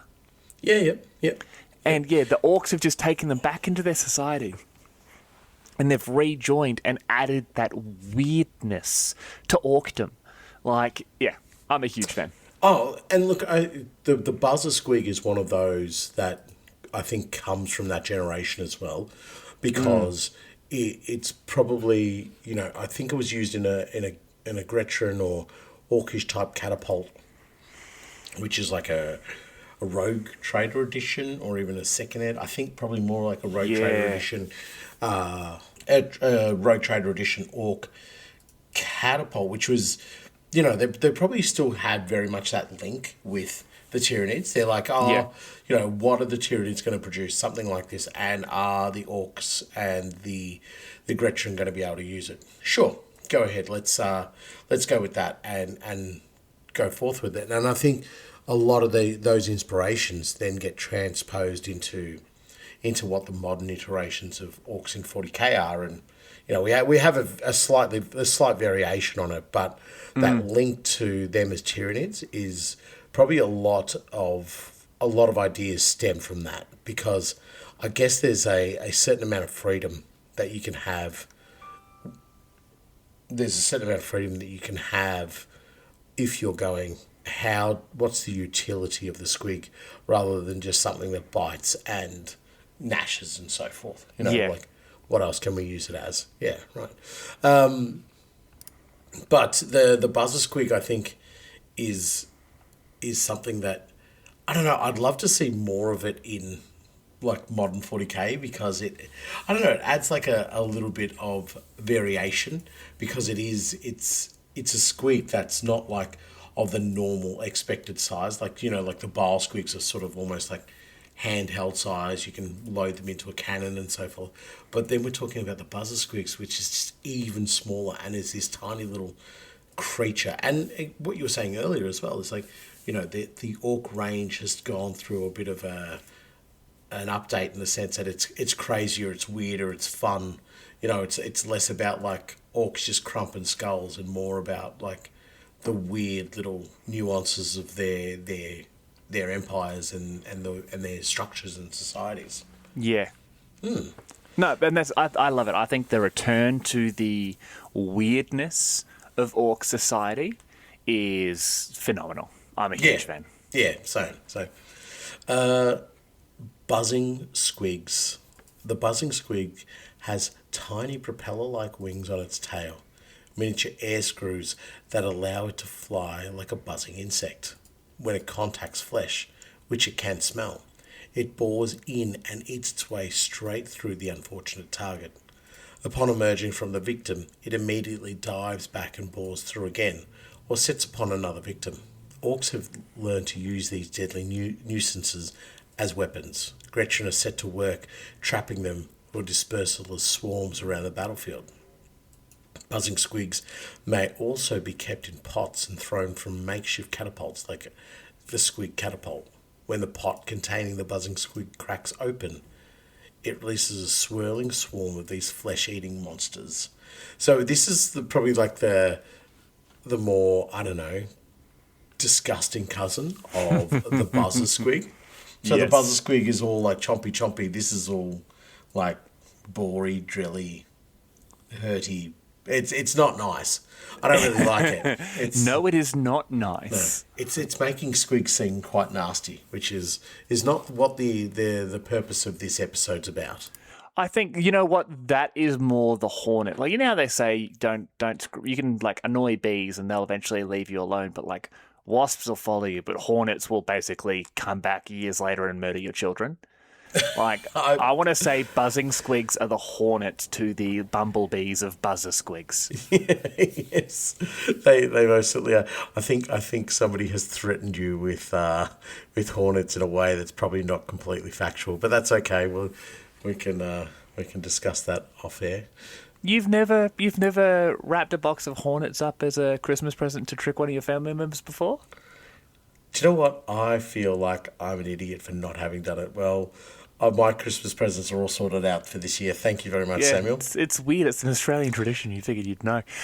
So the next up here is a great one, and actually something with a very deceptive name. The chewin' squig. The chewin' squig is another variant of the gob squig. An orc can pop this sort of squig into his mouth and chew on it while he sits and thinks. Or sits and enjoys not thinking. I genuinely thought the chewing squig would be something to pre-chew your food, and it would then spit it into your mouth like a bird would its tiny bird baby. Yep, no, this is clearly classic GW though. They've got, we need squigs. Okay, we need the dumbest animals ever. We need all random types of squigs. And do yourselves a favour as well. Once you finish listening to the episode, just go have an explore at all the different types of squigs there are. There is a silly amount of squigs. But this is definitely one where somebody's gone, I watched a cowboy movie on the weekend and I saw somebody using chewing tobacco. Oh my God, it's chewing tobacco. What did you think it was? It's chewing gum. Oh, chewing gum. I thought it was chewing tobacco because you're like, and then spits it out. You know what I mean? At no point does he spits. It just, he sits and enjoys not thinking. So it's a chewing gum squig. Yeah, so it's very... You know how the Aranthian succession was caused by someone going on a holiday to Queensland and getting shot in the head with a potato gun? Yeah, I do remember that. The chewing squig was because at some point someone was at one of the Games Workshop writers meetings, and everyone knows Steve loves to chew gum, and he's not supposed to be chewing gum during the meetings. Yeah. And they put it in there just to say to him, mate, we know you're still chewing gum during these meetings. Yeah. Stop it. And Yeah. but he's like he's owned it. He's like, oh yeah, you know, king of the chewing squig here. So what they ended up doing was sending him on holiday to Queensland, and then years later, and then he came up with the Aranthian succession. Yeah, no, it's actually... So what you're saying is Squigs are responsible for the Aranthian succession, basically. I, in no more than 5 steps, can tell you how Erebus, all right, of the word bearers, is responsible for me being a father. All right, so I can link. This is real. This is real. Oh, okay. I can link chewing squigs to the Aranthian succession like no one's business, my friend. So, do you like routinely high five Erebus then? Just like, well done, sir. Well done. Yeah, because he was the single most influential space marine literally ever. He was actually. But yeah, okay, so I stand corrected. Chewing squig is a piece of chewing gum squig. I want to think that it's still alive and like 100%. Fights back on the inside. Like, you're chewing Bites your me, tongue. I'm chewing you. Yeah, so it's just this little globbit of a squig. And like, I guess the only way to kill it is to freeze it. You know, but plus then it gets just a little bit of flavour back. Yeah, it gets a tiny little bit of flavour back there. Go back at it again. Right. Moving on to our next one, the colossal squig. Colossal squigs are the largest variants of squigs known to exist.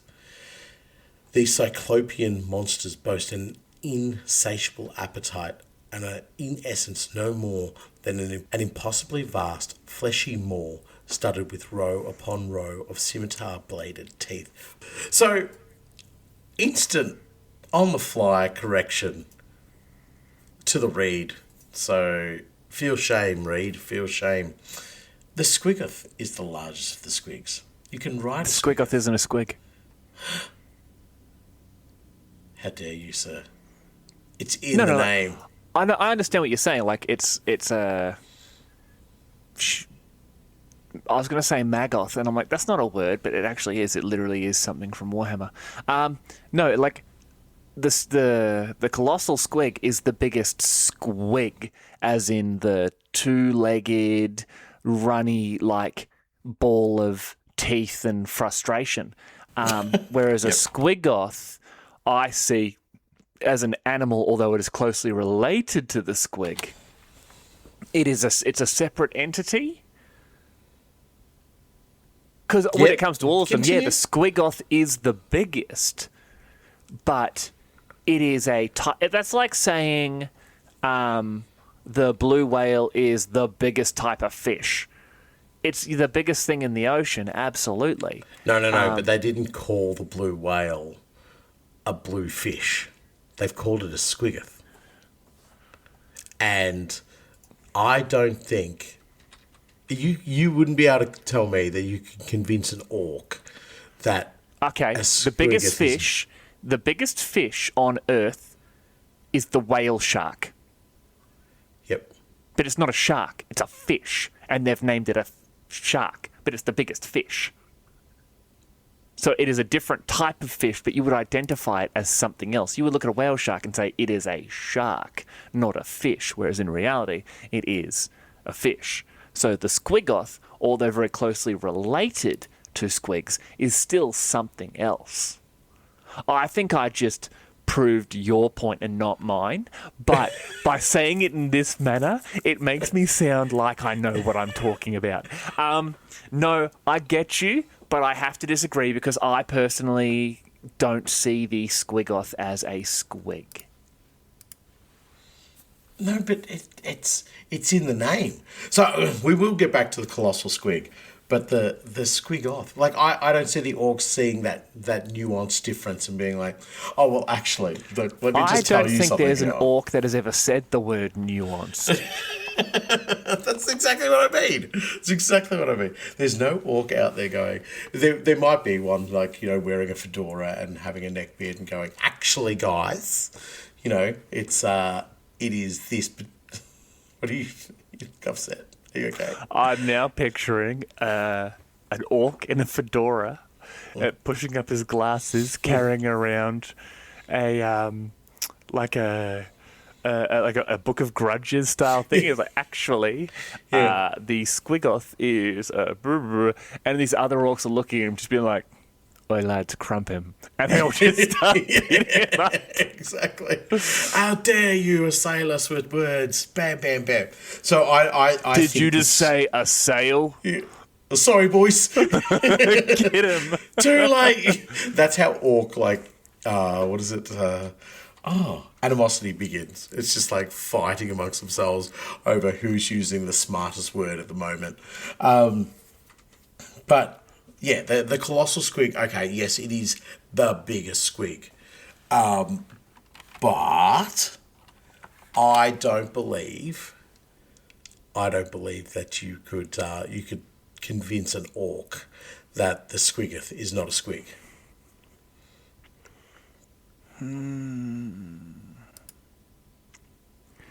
Well, we can have this argument when we talk about squiggoths in the episode we talk about them on.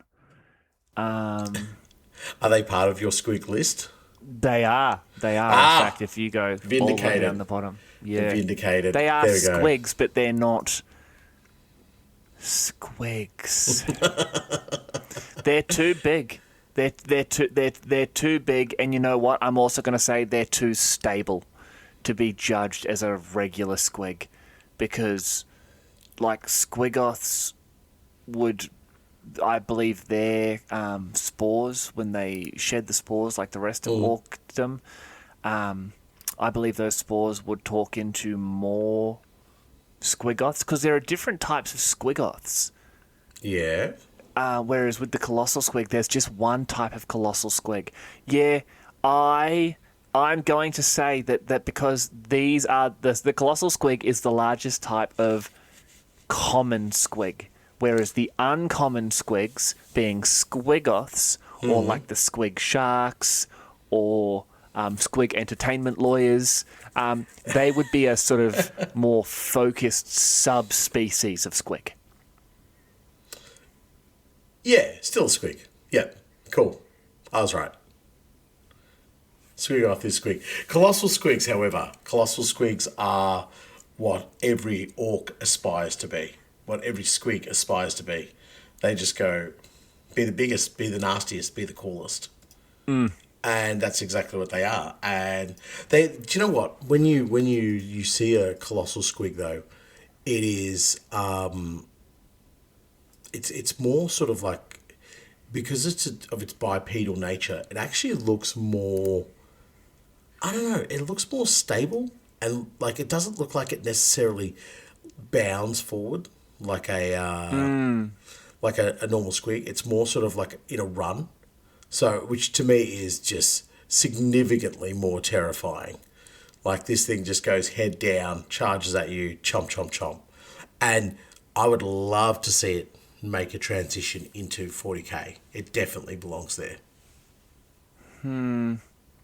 I think the difference that I'm going to go with is that the squiggoth is a pack animal and mount, and therefore like vehicle of descriptions. Whereas, just like you've said there, you're the one who's convinced me this. The colossal squig is a weapon by itself. You don't ride it. You don't do anything like that. You point it at the enemy and it runs. It just cannonballs through them. I want to argue the point on about something with you about that, but I no. Do you know what? I will. Okay. You're telling me a squiggoth wouldn't just be like, I'm going to just destroy everything? No, because it has a howdah. It has drivers. If it didn't have all that, though. Absolutely it would. It would. Well, outside of that. But a squiggoth can be not necessarily tamed, but reared. Whereas a colossal squig, I believe, would just be, let me at him. Do you know what I would want to know? Is like, is a colossal squig sort of like, do you know, I think it's lobsters, where they're basically immortal, right? So I think until they stop shedding their skin, or until they're captured or killed or whatever, they can just live forever. You know what I mean? And I'm not saying that about a colossal squid. What I'm saying is that the lobsters can grow to such a large size if they're unharassed. You know what I mean? And if they have the right amount of food. So, that's not correct. Lobsters are not immortal. Although they don't die of old age in the same way many other animals do, they have a unique ability to continuously repair their DNA using an enzyme called telomerase, which allows them to live for a very long time and not show signs of aging. But they still die from other causes, such as predation, disease, or the immense energy required for successful molts as they grow larger. Yeah. Also, a lot of them, when they do die, taste delicious with butter. Right. So, but I meant immortal. Like you know what I mean. I agree. 100%. Yeah. That's basically saying they can just keep repairing their own DNA. They're not immortal because they can die, but without that, like, as long as they have the energy to molt, which can be fixed by them having enough food, like you said, and they're not like stabbed in the face. Yeah. They could keep going. So a colossal squig could keep growing as long as the food source was there and there wasn't anything to damage it. Yeah, that's what I think. Like it just keeps I'm agreeing with you. Yeah, it keeps eating and eating and then eating, you just then keeps you kill it and bigger. stuff it with Gretchen and roast it. And imagine that squig gretchlings, the squig gretchling that we were talking about before. Yeah, I'm with you. Yeah. So even the vegans can't be angry about eating squigs because they're mushrooms. They're mushrooms, yes, exactly. They're mushrooms. They're mushrooms that learn to fight back. Yep, you can eat squigs. You can eat anything from the Orkdom, and it would still technically be vegan. Oh, that is true. Yeah. Vegans, go eat orcs. There we go. Solved your protein problems. They have protein problems? I actually think orcs would be high in protein because they're so strong. Yeah. That's why orcs are so tough. It's all protein. This is why we are the absolute cat's pajamas when it comes to legitimate, serious journalism within the Warhammer 40k, setting. That's us solving the world's problems one ridiculous idea at a time. That's our new catchphrase: serious journalism within the Warhammer setting. Yep. And speaking of which, next up, the eating squig. An eating squig is a limbless blob used as the primary orc food source. It resembles an elongated, squarish slug with 2 eyes and a small pug mouth between its 2 eyes. And you were all sitting there going, brother, I'm not eating an orc. No, you're going to eat the slug with the pug mouth between its eyes? All of a sudden, knob flambe ain't sounding too bad, is it? No, it's not, surprisingly. Give me another Gretchen burger, Nath. Yeah. Well, this is why orcs, and I definitely know, definitely within the old world setting, orcs eat each other, and goblins definitely eat like orcs and other goblins and snotlings and whatever. Because imagine if your eating squig is just a lump of, blob. And you're just like, there ain't a single bit of fungus juice I can pour on this that is going to change this blob from being a blob. Like, you just imagine a goblin just... Pardon? Should get some mustard. They should. An eating squid smeared in mustard, right? And then you get fungus and coat it all in fungus and then make a pastry and put it around the outside of it. You've made a squig Wellington. Oh, Squig Wellington. Tell me you wouldn't eat that if somebody served you a Squig Wellington. I don't eat mushrooms. Is this like your proactive stance on the non-violence towards orcs? No, I genuinely don't eat mushrooms. I will, if I'm consuming something and it turns out that I find out there's mushrooms in it, I'll start gagging. The mushrooms, I can't eat them. On a totally unrelated note, I fed my family delicious beef Wellingtons earlier tonight. Right. Okay. Well, I'll see you in the news. Yes. Not funny, like a horrific event. No. Right. But yeah, no, I don't eat mushrooms. It's just ridiculous. Mushrooms are beautiful, and those who do not like mushrooms, you're letting the world win. Eat the mushrooms because they're not quite a vegetable and they're also not quite a creature. Aren't we related to mushrooms? Like In people? I reckon some way, shape or form, we got to be. But our next one is the face eater squigs, or gnasher squigs. The face eater squig is a toothed variety of squig used both as a weapon and in the infamous orc face eating contests. Amazing. Yes. These squigs, which are also known as gnashers or gnasher squigs, are vicious masses of sharp teeth and claws. In their active state, they appear to be just a gnashing mouth and very little else, though they look much like any other eaten squig when they are at rest. Because of their violent nature, gnashers provide the orcs with endless entertainment, and squig eating is one of the orcs' favourite pastimes. The orc and the squig both open their mouths and bite in a parody of a kiss. If the orc eats the squig, he wins. If he kneels over backwards, he loses, and usually the squig eats him. So this clearly started the circle of life. Yes, exactly. But I was going to say this clearly started from an Orc Valentine's Day joke. It's just like, oh, look, I'm going to kiss the squig because I'm so lonely on Valentine's Day. And ate the squig. And somebody else tried to copy it, then got eaten by the squig. And that's the foundations of a face-eating contest. From St. Orkentine's Day. Yeah, St. Orkentine. Yes. Little cherub Gretchen, or snotling. It's a snotling with a buzzer squig like nailed to its back, and the buzzer squig is strong enough and the snotling is like light enough that it's flying around like an angry green stabby caryatid. Oh no, I hate it. Yes, it's beautiful. That is the orc version of a caryatid. It's a snotling with a buzzer squig like melded to it in some way, shape, or form. But I imagine, like, I don't know, like the buzzer squig just can't quite get its tendrils into the snotling, and the snotling is permanently terrified of it. Yeah, and for some reason they've given it a bow and arrow. Yeah. They're like, you need to defend yourself against the squig. Also, anybody who gets shot by this is chosen to be part of the face eater squig, face eater competition. Yeah, right. You are right. We do come up with some good stuff that, guaranteed face eating competitions will be in somewhere in the next 12 months. GW is going to release the orc face eating competition, and we won't get the credit we deserve. Is there an Olympics next year? No. No, it's like 3 years away. World Cup of like what? Like a sport? Like rugby? Yeah. Oh, nice. Yeah, that's it.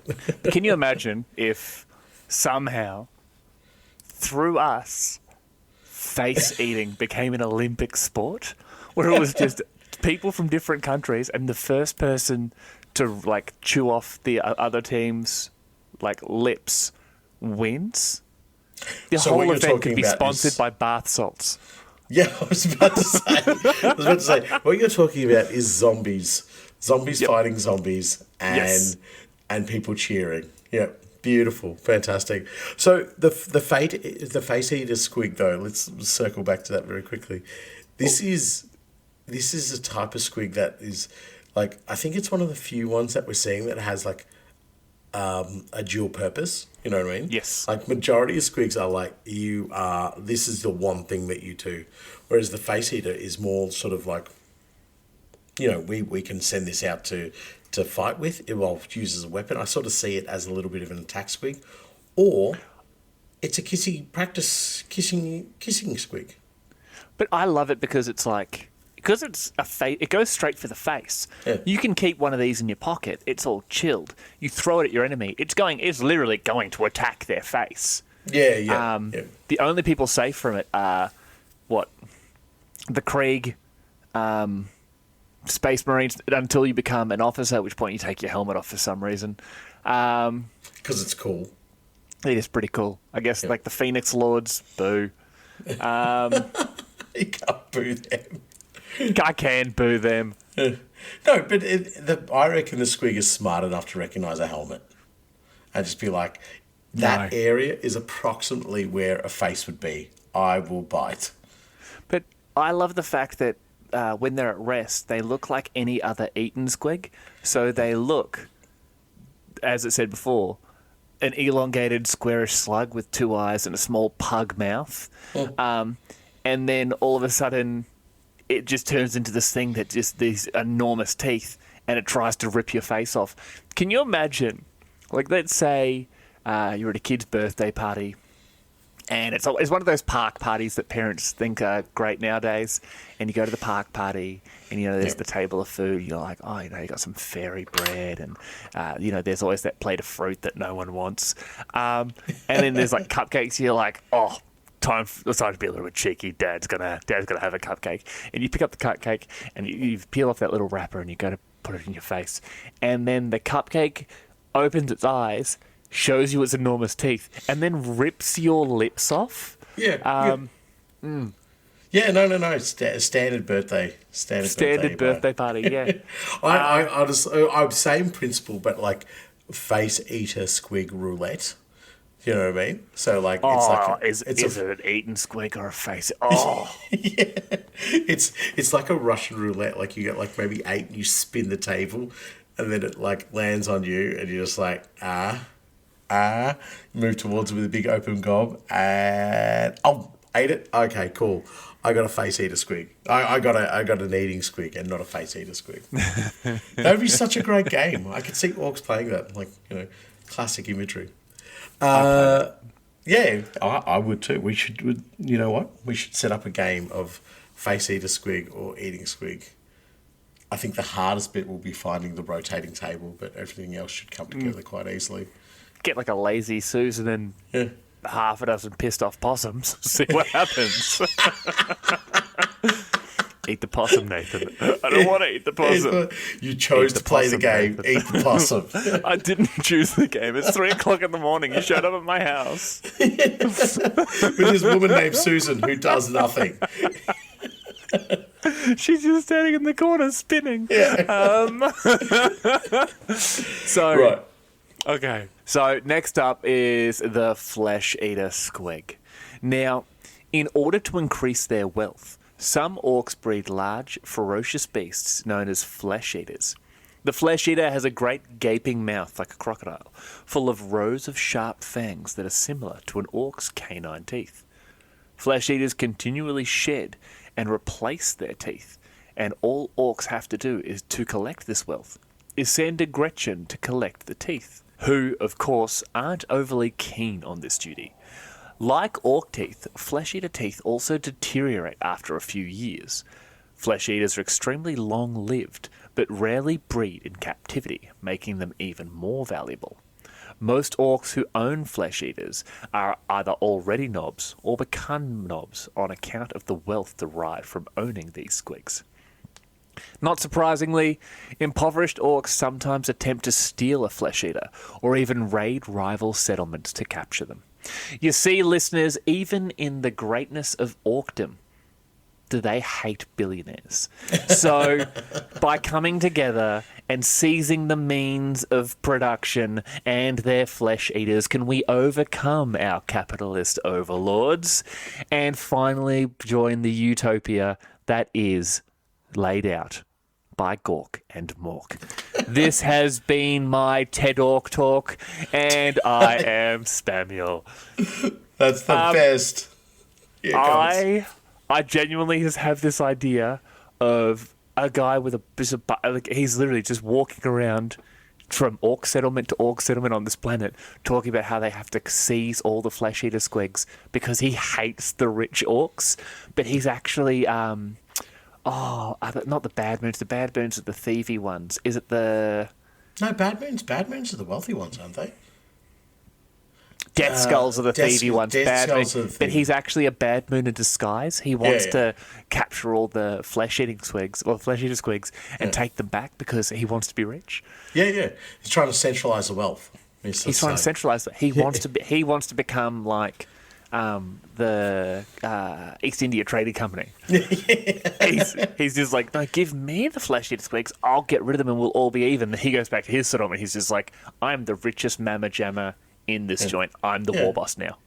East Ullanor Trading Company. Done. The East Ullanor Trading Company. Everything's spelt with a K. Yeah, right. Yeah. But including East. Yeah, exactly. I envisage this squig as something that the orcs would paint in gold. Or like they would look at it as like their golden goose of squigs. And so it would just be like painted up. It would be a prize squig, you know. Where it would, or someone shows up one day. He booped a golden snotling. Yeah. No. We painted the snotling as well. We got carried away. You know, he's loving it. He's fine. He's not alive. He loved it. He was fine. He's all good. But the flesh eater for me is like a bit of a deceptive name for it as well, because it's like, ooh, terrifying. But in reality, it's all about just keep those Benjamins rolling. That's what it's referred to as teeth, and just collecting after Benjamin Franklock. Exactly. And so I don't know. It's a bit of a weird one as well, because like, would the flesh eater's teeth be less valuable because there's more of them? Do you know what I mean? Like, orc teeth seem like they should be more valuable. But yeah, that's the thing. Like, they've always said the thing. No, it has to be orc teeth because everyone else's teeth are too weedy, and other big teeth just are great trophies. But it's not money. But then you have the flesh eaters, and it's just like, well, no, man, these guys are pretty rad. Their teeth is money too. Yeah, see, that's weird for me. Like, I don't know. I don't know. I guess maybe because it just like prints money for them. You know, like sheds money. Yeah, but it does degrade at that same rate over a few years. And I once again, it's that it's the big joke about orcish economy, where at the end of the day it doesn't matter because it just levels itself out. The teeth degrade, so no one can hoard wealth, unlike what we have in our own world with billionaires. Who have worked out how to not have teeth degrade. To stop the teeth from degrading. Exactly. That's what they're not exploiting the working class. I don't know why I've gone on this anti-billionaire rant. Possibly because I have bills.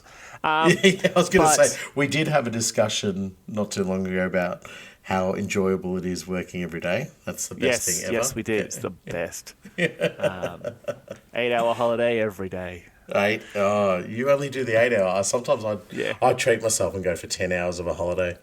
Perfect. But no, that's the thing. But whereas they look at the flesh eater squigs and they're just like, these teeth, nah, I like them. I like them. I think they'd probably be very similar to orc teeth because it describes it almost like a crocodile. So I'm picturing like a squig with like a long crocodile face and with all the teeth, which would be constantly shedding, as we know. But that'd be mad. Imagine if you had a wallet that just like just flew out money. That's exactly what this is. I actually had one of those for a while. They called it a credit card, but then they made me give the money back. Oh, it started degrading. Yeah. Yes, it was degrading very quickly. Yeah. Right. Yeah, but this if you found one of these. Do you know what I imagine is a Gretchen or a Snotling? No, maybe not a Snotling, but definitely a Gretchen finding one of these and thinking, I could become rich. But it would just be the worst possible outcome for a Gretchen. Imagine a Gretchen rocking up with bucketfuls of teeth and just being like, I'm going to buy the settlement. No, you're not. We're going to... And this is why Gretchen have revolutions. This is why you have the Red Grobbo and all the rest of it. But... this is exactly what would happen. They would punch the suitcase out of the Gretchen until they could find where he's hoarding his little flesh eater squig.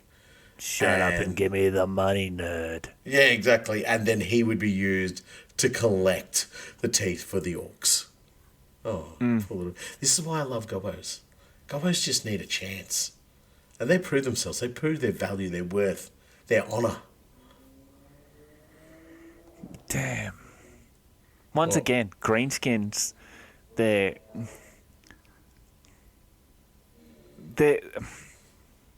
so multifaceted. People look at them as very one-dimensional sort of creatures, where their society is like brutal and cunning, and it's about war and violence and death. But you look at it and you just sort of like, there's so many layers. They're like ogres. They've got layers. Yeah. They're like a sexy cheesecake, basically. No, they're onions. Ogres like onions. What? No, ogres are like a sexy cheesecake. No, no, ogres are like onions. Onions like as in from Shrek. Ogres are like onions. What the hell is Shrek? Oh, God, that's my fault. Yeah. You know what? I saw the sign that said minefield, and I went, my field? I'll go into that, because that's mine. Boom. Yep. Copped it. Yes, well deserved. Yeah, no, I think and we're not even talking about orcs. We're talking about their mushroom puppies. Yeah. And there's just so many layers. But also, there are so many squigs. There are a ridiculous We've been amount. talking for like 2 hours already. Yes. We're not even a third the way through, dude. I know. I honestly thought we were going to plough through all the squigs and just be like, oh, yeah, this squig, that squig, this squig. But we went down a squig hole. Yeah, we went down some squig holes. I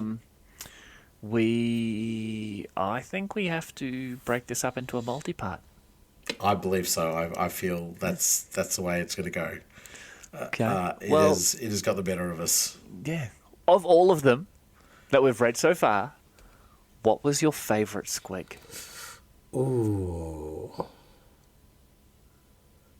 'Cause I know mine straight away. Okay. I'll tell you, my first instinct is the bar squig, because the bar squig showed me the Rucker Truck squig buggies. Yep. But I think it's the bow torrent squig. Which version? The one that makes the poops or the one that makes you poops? The one that makes you poops. Nice. Yeah. Nice. The poplar squig. Yep. Yeah. And which is your favourite squig then out of all Bile these? squig. Yeah, it's cool. Bile It is very squig. cool. I want to have one in a pocket in my fancy orc coat, and I want to squeeze its tail, and it's just going to spit like sputum at people. Just be like, sputum. bleh. Yeah. Yep. No, I do like And the bile squig. it would be real smelly by the too. handful. Oh, that's Yep. gross. It'd be like you're able to skunk people, and you don't have to be a skunk. Oh man.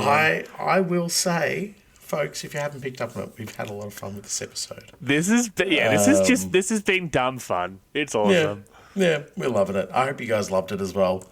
But yeah, we need to revisit the squigs, and I'm assuming, given that we've set it as an Orktober tradition, it'll be.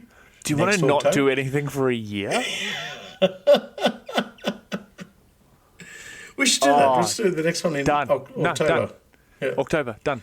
Yeah. Lock it in, folks. Mark it in your 2026 calendar. You get to hear us talk about squigs next year.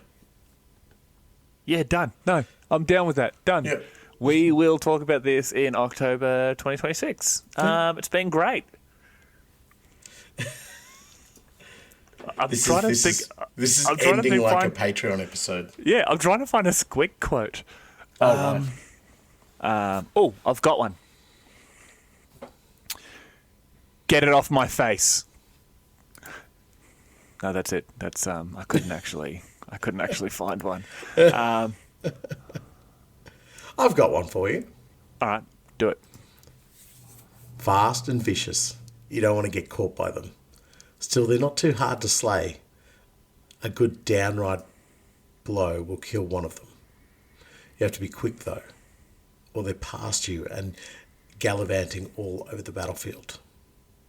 Attributed to Alphonse, Praetorian men-at-arms.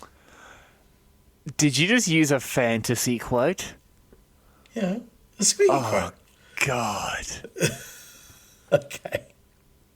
What is this? Old world Lorekeepers? Jeez. It could be. By the lady, sir. By the lady. By the lady, okay. Well, we'll see you next October. Until then, Stay getting squiggy. squiggy with it. No. That's good. No. Getting squiggy with it. All right. Goodbye, scummers. All right. Well, we are here again. And Nathan's gone. So I am here to read out our Patreons once again. So, in no particular order. Sprue Whisperer, Josh Langworthy, David Code, Nick O'Time. I'm going to butcher this one. Jorn Giebner? It looks like a bee, but it also kind of looks like a whip, but that it's like curving. Anyway, Giebner, Brent, Tao Hansen, Drew D, or Drood, Ben Hansen, JK, Nira, Not Richard, Josh Manning, Owen Bebb, Stefan, Heftats, Rick Lovey, Matthew Gennard, Owen Bebb, Sam Bridges, Stephen Livingston, Draknar, Rob Vanderpost, Fraugenstein, Dewey Sherwood, Peter McGlone, Elusive Badger, Simon Hansen, Kilgore, CJ McClellan, Kenzie, Mike Wright, Fabio Vorheim, David Lindsay, Mike Bright, Dusty Cousins, Will, DC Liska, Gooka Minis, Yardi, Ian of the Endless what? We don't know, Painting Pieman, Procrastinated Painting, Vermin, Tuka Kaikinen, Family Geek, Dan S, Triple Whammy, Dr. Fishy No, who I suspect isn't actually a doctor, Dean Richards, Matthew Barron, Matt Cook, but can he cook? Josh Penfold, Ashley Kaufman, Ian Sennett. Ian Sinnott. Unless it's pronounced Senate, at which point I'm sorry, Ian. Everett David Bradshaw, Charles Grant, Guillermo Castaneda, Lord Bobbington, Daniel Smith, Perp, Dean Richards, Ivan Bragg, Maddie Pugh, Morskull, Alex Hart, Clayton Curry, Tad Mercer, Philippe Sampson, Wargammer in the Dark, From Somewhere, Alistair Z, Alfonso the Traitor, Alfonso the Traitor, Alfonso the Traitor, Simon Westlake, Chad Butman. It's got to be like Chad Butman, attorney at law, or like Chad Butman, private investigator. Of what? Butts.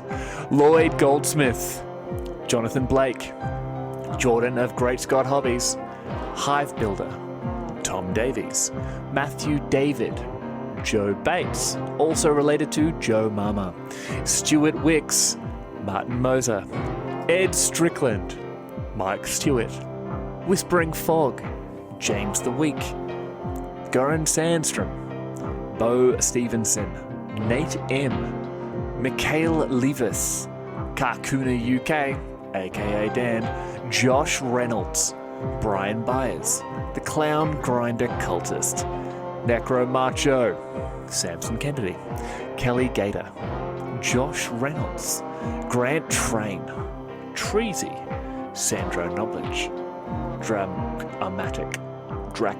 No, it's Dacomatic. Oh, how did I screw that up on an Orc episode? Life in the Ruins, Nicole, Justin Hawkins, Michael Stewart, Patrick Winter, Bella Malleus, Glenn Wilkinson Tuff, Roger Range. You guys might not be old enough. There was a show called Roger Ramjet when I was a kid. I think it was actually like a much older show that just got showed on the Cartoon Network. It was great. And yeah, Roger Range reminds me of that. Roger Ramjet, he's our man. Anyway, Silent Key, Daniel, Jason, Jimmy Marshall, let's speed this bad boy up. Rob, Hacker, Garter Seekins, Josh, Brandfist, Scott N. Laney, Axel1313, Amon, Bo, Eric McKenzie, Boss Muppet, Smashed My Goblin, Tom Hoddle, Brad Gilliand, John Cochran, Sean Leary, Rob Knight, Joe Roberts, Craig Tuff, Jeremy, Kaylin Novak, James W, Vote for Pedro, Chris Vasiliadis, Adeptus Aquinas, Damien B. Winterburn, Jeff Nelson, Christian Jans, Net Surfer 733, Alex, John Baisley, Brum, Sean, Dr. Toe, Ben Rayner, the Lost Dog, Adam Kapczorowski, 3 Ogres in a Trench Coat, Paul Walsh, Jason Turner, Gabriel Campbell, 50 Shades of Nuln, Amelia Wick, Amelia Shiv, Gilders Ford Radio, Cygnus Maximus, Damian Davis, Adam James Bruin, Adam Hicks, Danny Harrison, Chris Batty, Nick Poseidon's Kiss, Jim Bob, Luke Dyson, Trent Duncan Jones, Genghis Parney Mauser, Michael Brown, William Payne, the One Punch Orlock himself, Tom, Joe, Hive Scum, Wonka, Pylon, Tim Harrison, Hairy Bob Submariner, Morbid Progeny, Hive Market Minis, Jason Sklina, Alex 108, Morja 477, Dave Grant, Alex Adams, the Overlord Bleak, Kieran Sweet, Barks, Ryan Taylor, Tired Ape, Hot Shot Grot, David Soden, Ben Davidson, Jesse Barton, Simon Bizorowski, Josh Hunt, and William Young. A couple of people have asked, am I going to do this every episode? And yeah, we're going to. It's going to take like 15 minutes at a time, because it's like 200. I think we've got about 200, but I think about 70 paid. But I just like reading them all out because it makes me feel great that many people are happy to follow us. So yeah, we're going to keep doing it. And hopefully it just keeps getting bigger. If you aren't on this list, and if you have listened to this part by now, head on over to our Patreon, Underhive Lorekeepers podcast. There's a bunch of free stuff there. You can sign up for free if you do support us. You support us and we appreciate it. But we do free episodes and free competitions and the stuff out there as well. So now that that's been said, it's very late. I have to get up very early in the morning and I still have to play a fair amount of Darktide. So I'm going to be a responsible adult and only play until maybe 3 o'clock. Bye, scummers.